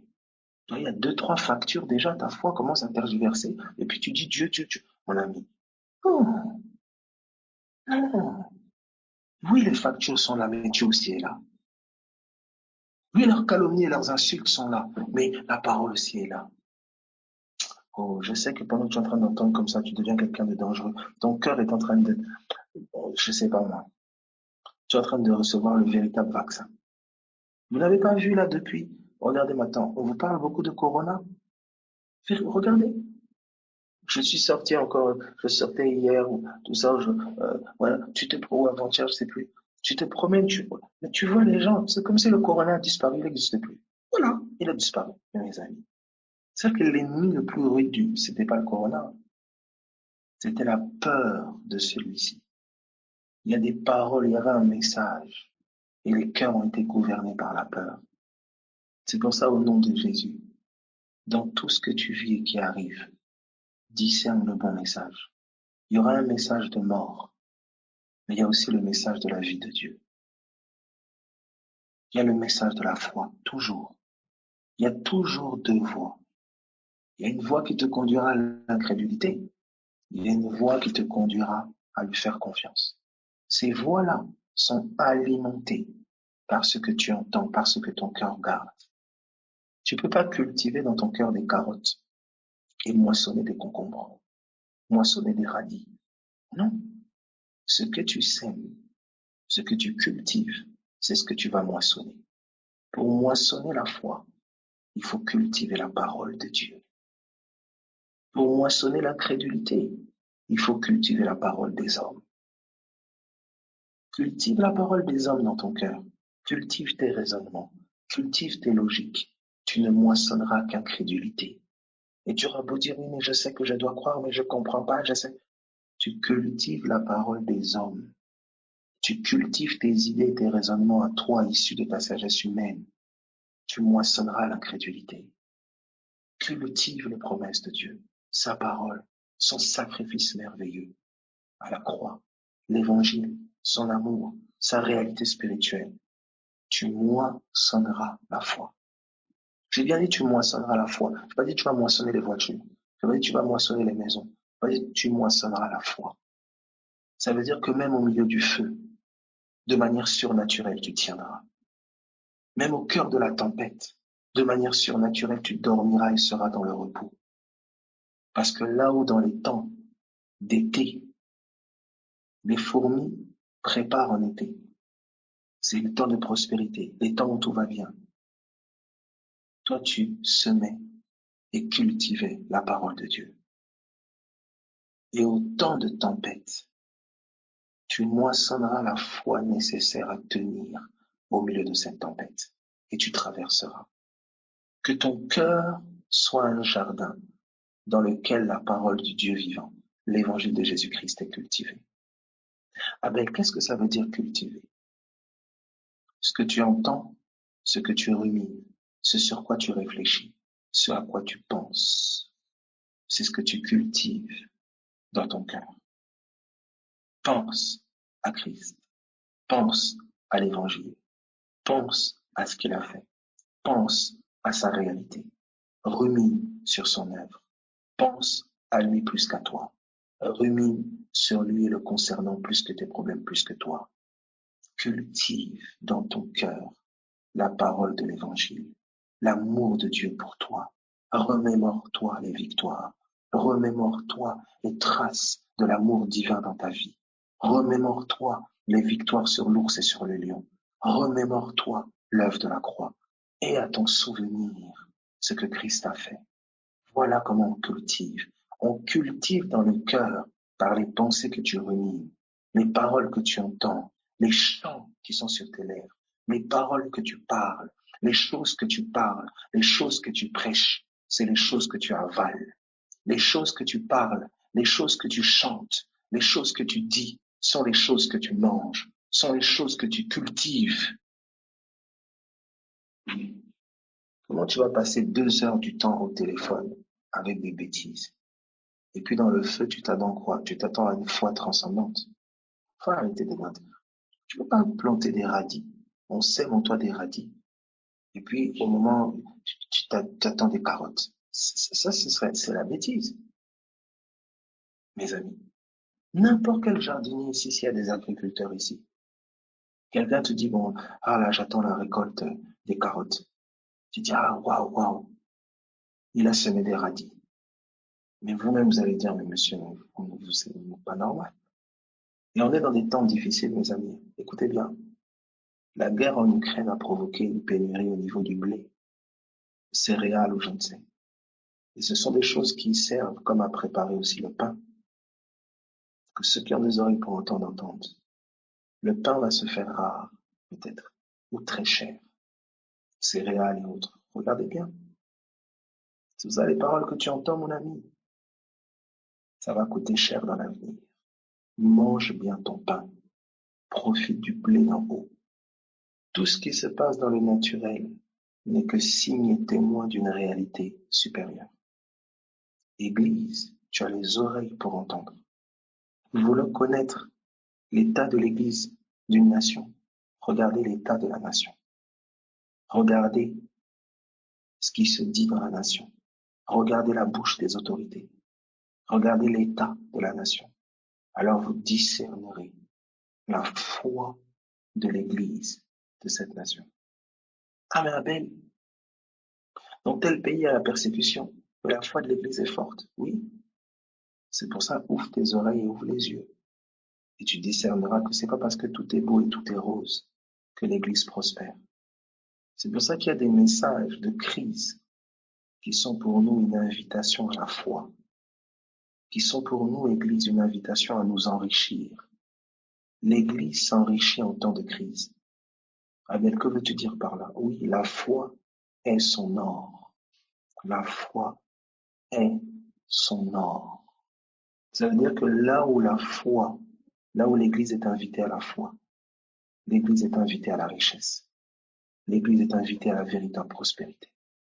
Donc là où toi, tu es en train de penser à tes comptes bancaires bien garnis, tu es en train de vivre un enrichissement et une prospérité que ton entendement ne comprenait pas jusque-là. Mais c'est la prospérité qui demeurera jusqu'après ta mort physique, jusque dans l'éternité. N'oublie jamais que le vrai or, c'est pas celui qu'on creuse dans le sous-sol là-bas, dans les mines terrestres, mais c'est celui qu'on trouve dans la mine de ton cœur. La terre et les profondeurs de la terre duquel l'or doit sortir, de laquelle l'or doit sortir, c'est ton cœur. C'est là les vraies mines. Voilà pourquoi je crois que il y a des pays où on fait travailler les enfants dans les mines. Je crois qu'il y a des enfants qui vont manifester une gloire de la foi glorieuse. Tout ce que l'ennemi fait dans le naturel se retourne contre lui dans l'esprit quand les hommes comprennent le sacrifice de l'agneau. C'est pourquoi je t'encourage, sois fortifié, sois encouragé, sois encouragé. On attaque peut-être, je ne sais pas quel élément naturel de ta vie. Et là, on est en train de détruire dans le naturel. Dans le spirituel, quelque chose est en train d'être construit. Le vrai toi, ton identité véritable, est en train d'être bâtie en Jésus. C'est pour ça que toi, j'ai bien dit toi, pas l'incroyant, toi, tu peux dire tout concourt au bien de ceux qui aiment Dieu. Tout concourt au bien de ceux qui aiment Dieu. Donc, sois fortifié, sois encouragé, sois vraiment, voilà, sois béni, que le Seigneur vraiment te fortifie. Je voudrais, avec ce message pour de Joseph, vous avez vu, quelqu'un posait la question tout à l'heure. Joseph,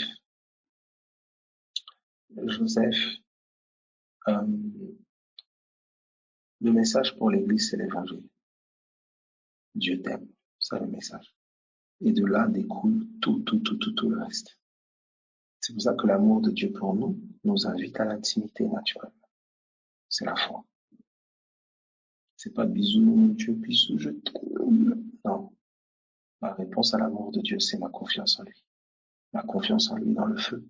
Ma confiance en lui dans la disette. Ma confiance en lui dans la calomnie. Ma confiance en lui quand mon avenir est flou.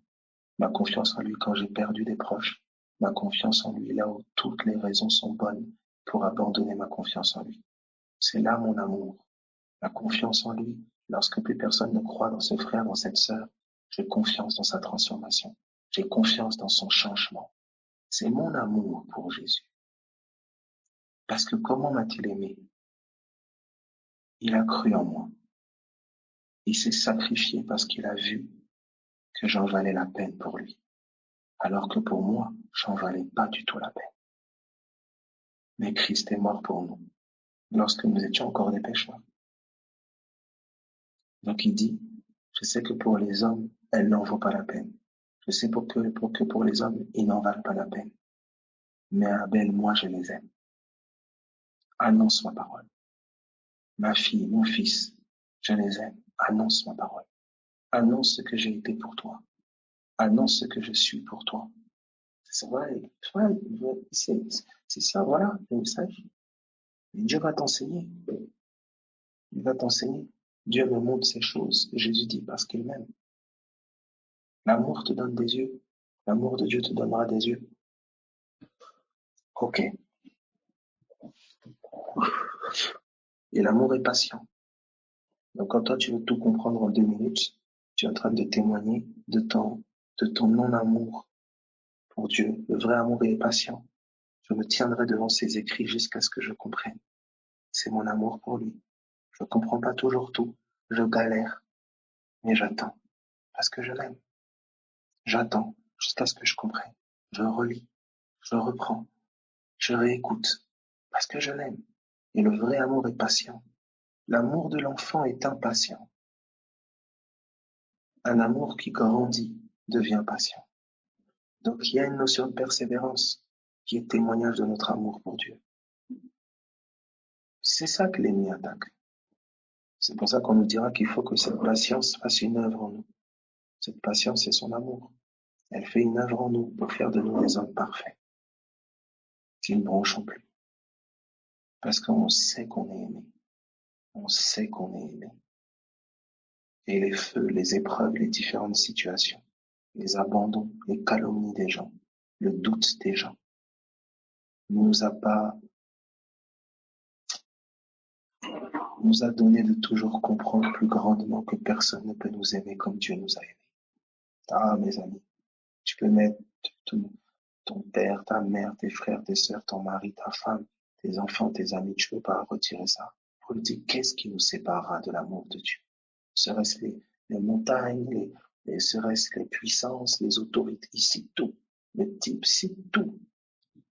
C'est pour ça que je prie que l'Église en soit de nouveau des passionnés, des amoureux de Jésus. Il y a beaucoup de choses qui sont le partage de l'Église parce qu'elle a perdu sa passion. Le matérialisme, certains messages et beaucoup de choses ont perverti. L'Église est devenue une michto. Quand on dit une michto, c'est une expression pour dire elle est matérialiste, elle a un amour de par profit. Elle aime tant que tu lui donnes son sac Louis Vuitton. Elle aime tant que tu lui achètes sa voiture. Elle aime tant que tu lui achètes sa belle maison. Elle est devenue comme une profiteuse. Et nous ne pouvons pas être ça, quoi. Il n'y a pas un terrain plus glorieux que le désert pour témoigner, pour révéler un amour qui dépasse le matériel et qui dépasse les intérêts personnels, quoi. C'est pour ça que le vrai amour et la vraie relation est consolidée dans le désert. Le désert n'est pas le lieu, elle est le lieu pour l'incroyant et elle est le lieu pour l'incroyant voilà, des murmures, de tellement de choses. Mais pour le croyant, c'est le lieu de l'intimité. C'est le lieu de la découverte de Dieu, c'est le lieu de la découverte du cœur de Dieu. C'est le lieu où l'amour se construit. C'est le lieu où tes intérêts véritables sont éprouvés. Tes motivations véritables sont éprouvées. Les dispositions de ton cœur sont mises à la lumière. Le désert, c'est le lieu de la réponse à l'amour de Dieu. C'est le lieu où tu dis je t'aime à Dieu, où tu dis j'en ai marre, j'en peux plus, moi je. C'est le lieu où tu le fais passer lui avant toi. C'est une école. C'est le lieu où l'esclave que tu étais devient un soldat. Et parfois on passe tellement à côté des occasions qui nous sont données de lui dire je t'aime. Parce qu'on est plus préoccupé par notre ventre. Alors que c'est son amour qui nous sauve, c'est son amour qui nous guérit, c'est son amour qui nous délivre. Dieu ne cherche pas à être aimé. Il nous aime tellement. Il n'a pas attendu qu'on l'aime pour nous aimer. Et il sait que son amour est pour nous la meilleure des choses qui puissent être. Donc, s'il nous aime, il ne peut que souhaiter qu'on sache qu'il nous aime. Donc la foi, il n'y a pas mieux pour toi. C'est ce que tu dois savoir dans tout ce que tu traverses et vis. Dieu m'a aimé. Il me l'a prouvé en donnant son Fils. Donc qui que je sois, quelles que soient mes erreurs, mes imperfections, je marche poussé par son amour. C'est ça qui amène une transformation de comportement. C'est ça qui fait que tu endures des choses, tu changes d'attitude, parce que son amour te presse. Son amour te dicte un nouveau comportement. Son amour te donne des yeux, une sagesse nouvelle, un entendement nouveau. Sa croix fait ça, elle fait ça. Si l'amour d'un enfant a pu changer une prostituée en une mère responsable, si l'amour d'un enfant a pu changer un meurtrier, un voyou, en un papa responsable, si l'amour d'un humain peut faire qu'un homme décide de changer, et alors l'amour de Dieu? L'amour de Dieu a ramené quelqu'un qui était mort à la vie. L'amour de Dieu a guéri les malades. L'amour de Dieu a délivré les captifs. Combien de gens ont vu leurs proches mourir, pourtant ils les aiment? Il y a un amour de l'homme qui montrera ses limites, toujours. Mais l'amour de Dieu, lui, est illimité. Il est parti chercher Jésus dans le tombeau. Et où que tu sois, cet amour-là viendra te chercher. C'est pourquoi dis-lui oui. Dis oui à la croix. Dis oui à la croix. Dis oui à son sacrifice. Et quand tu dis oui à son sacrifice, ça veut dire que tu dis non maintenant à ta vie. Tu dis oui au renoncement à ta vie. Choisis la croix. Choisis Jésus. Cesse de choisir ta personne. Cesse de choisir tes intérêts, ton ventre. Cesse de choisir cet homme, cette femme, avant Jésus. Choisis Jésus. Quelqu'un dit, est-ce que c'est pas un peu dangereux de rester beaucoup avec le frère et sœur et moins en intimité avec Dieu, bien qu'il faut l'équilibre? L'intimité avec Dieu est dans le cœur. Et l'intimité avec Dieu te poussera à un amour passionné pour les frères et sœurs. Tu ne peux pas dire aimer Dieu sans être passionné d'amour pour le corps de Christ. Dès que l'amour, c'est un des signes d'ailleurs même que l'amour de Dieu habite un homme, c'est qu'il y a un amour pour le corps. Jean dira, et les gens, Jean dira, comment peux-tu dire aimer Dieu que tu ne vois pas si tu n'aimes pas ton frère que tu vois? C'était Romains 5, on l'a pris, hein, c'était Romains 5, 6. Et je voulais terminer avec Joseph.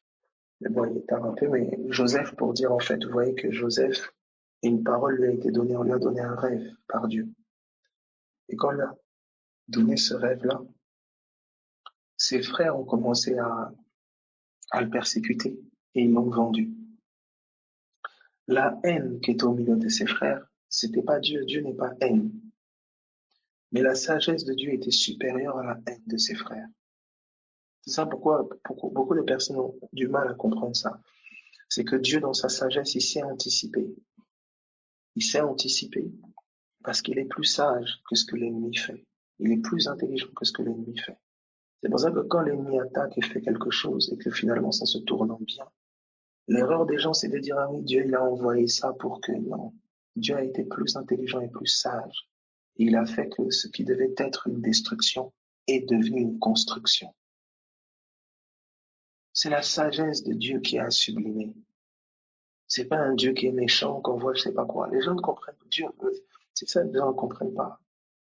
Tu devrais être émerveillé par la sagesse de Dieu, qui est capable de, là où quelque chose devait détruire toute une famille, finalement, c'est le salut de toute une famille.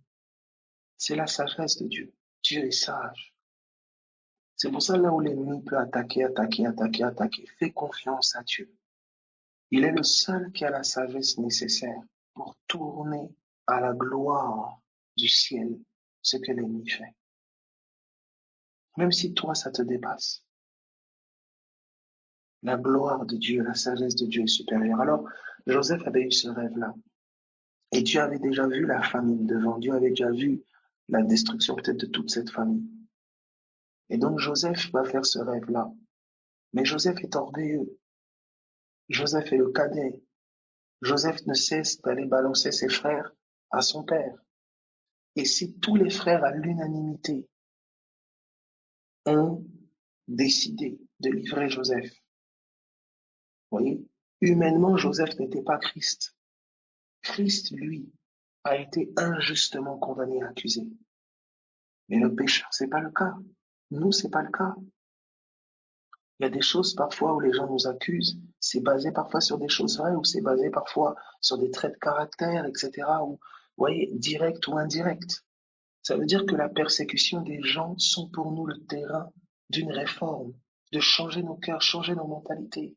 C'est le terrain pour nous de la repentance. C'est pas le terrain pour blâmer les gens, accuser les gens, et les gens disent ça. Non, c'est le terrain pour moi de l'humilité. C'est le terrain pour moi de la transformation, de la remise en question. Tant que tu passes ton temps à accuser les autres, il y a quelque chose que tu n'as pas compris.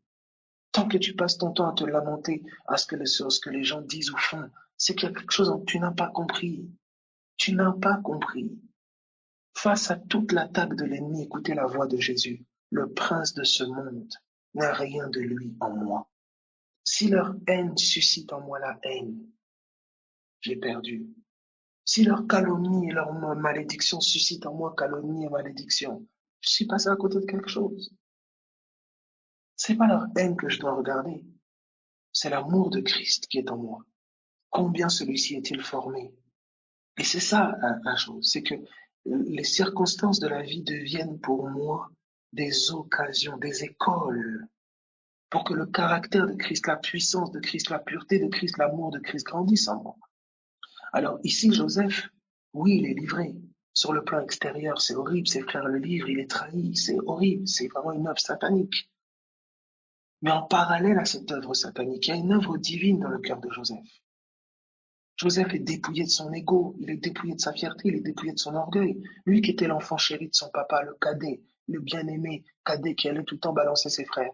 Il est maintenant esclave, il est dépouillé de son manteau, dépouillé de sa gloire. Il est déshabillé, son ego est foulé aux pieds. Mais l'Éternel était avec lui. Vous retrouvez toujours ce passage. L'Éternel était avec lui. Et Joseph va évoluer comme ça. Et vous voyez Joseph se distinguer, parce que même en tant qu'esclave, il se distingue au milieu des esclaves. Le caractère de Dieu est formé en lui.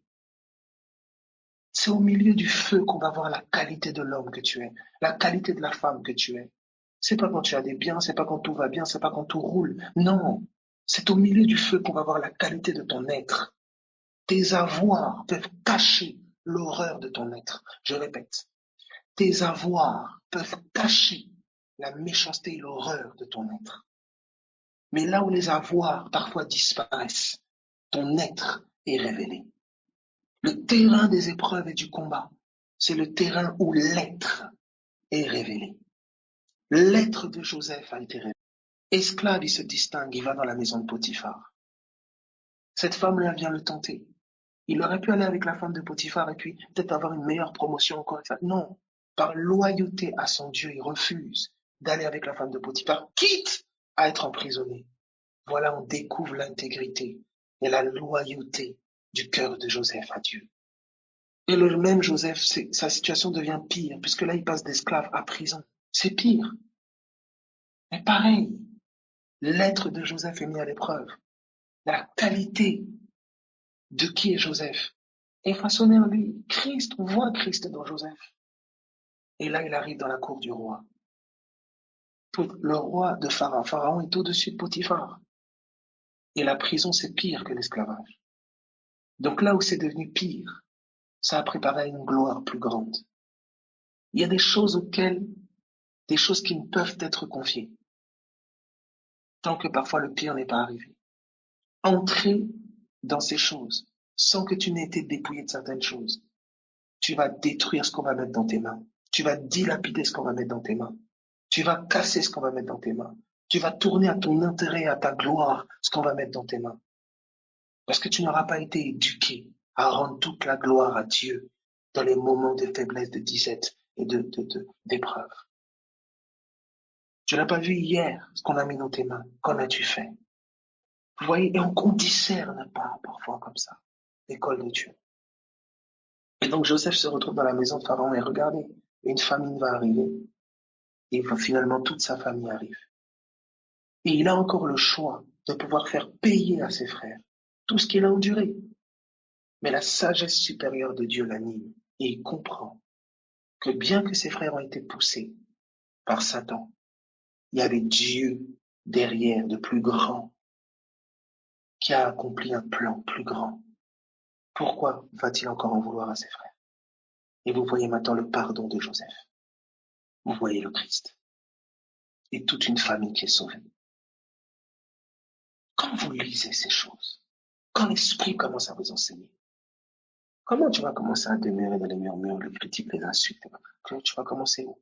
Maintenant, toi qui ne connais pas l'histoire de Joseph, qui n'a pas lu ta Bible, oui, tu peux pardonner, oui, c'est vrai. Mais l'amplitude de la révélation de ce que tu vis, le Saint-Esprit est limité pour t'enseigner parce que tu ne connais pas l'histoire de Joseph. Tu ne connais pas l'histoire d'Abraham. Tu ne connais pas l'histoire de Paul, de Pierre, du Maître. Lis les Écritures et le Saint-Esprit t'inspirera des mystères merveilleux qui vont alimenter ton cœur, nourrir ton cœur. Dieu, c'est pas du abracadabra, mes amis.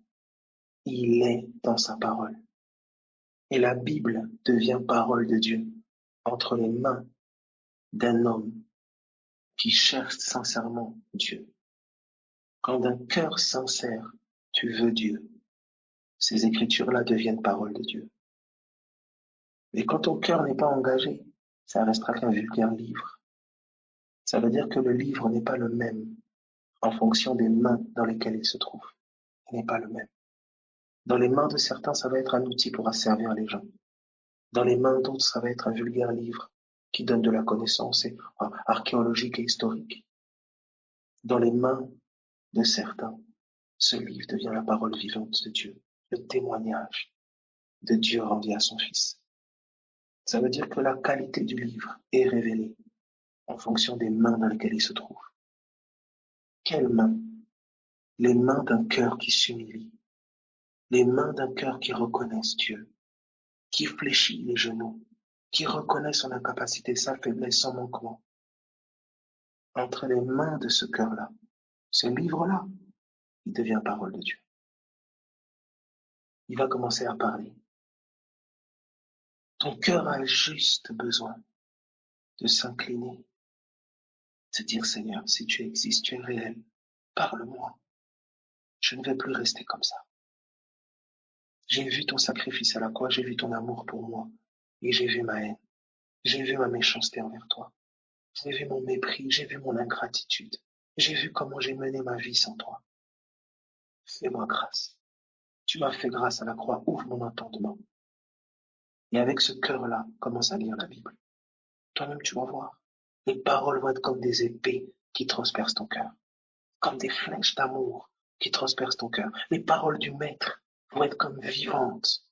Tu peux te retrouver en larmes devant des simples pages, parce que c'est désormais le Maître, le Saint-Esprit que tu as devant toi. Mais avec un cœur plein de haine, plein de critiques, de murmures, tu insultes les gens, tu critiques les gens, tu passes des heures à murmurer et tout ça. Tu veux voir quoi? Qu'est-ce que tu veux voir? Avec un cœur qui entretient la murmure, les critiques, les ceci, tu veux voir quoi dans la Bible? Tu veux lire quoi? Donc voilà, en tout cas, soyez bénis, soyez fortifiés, soyez encouragés. Hein, vraiment, c'était plus un temps d'exhortation. Hein, je vois hier, aujourd'hui, il n'y avait plus cette conduite-là. Que le Seigneur vraiment vous fortifie, vous encourage. Hein, et dans tout ce que vous traversez et vivez, que vos cœurs soient gardés dans son amour et sa grâce.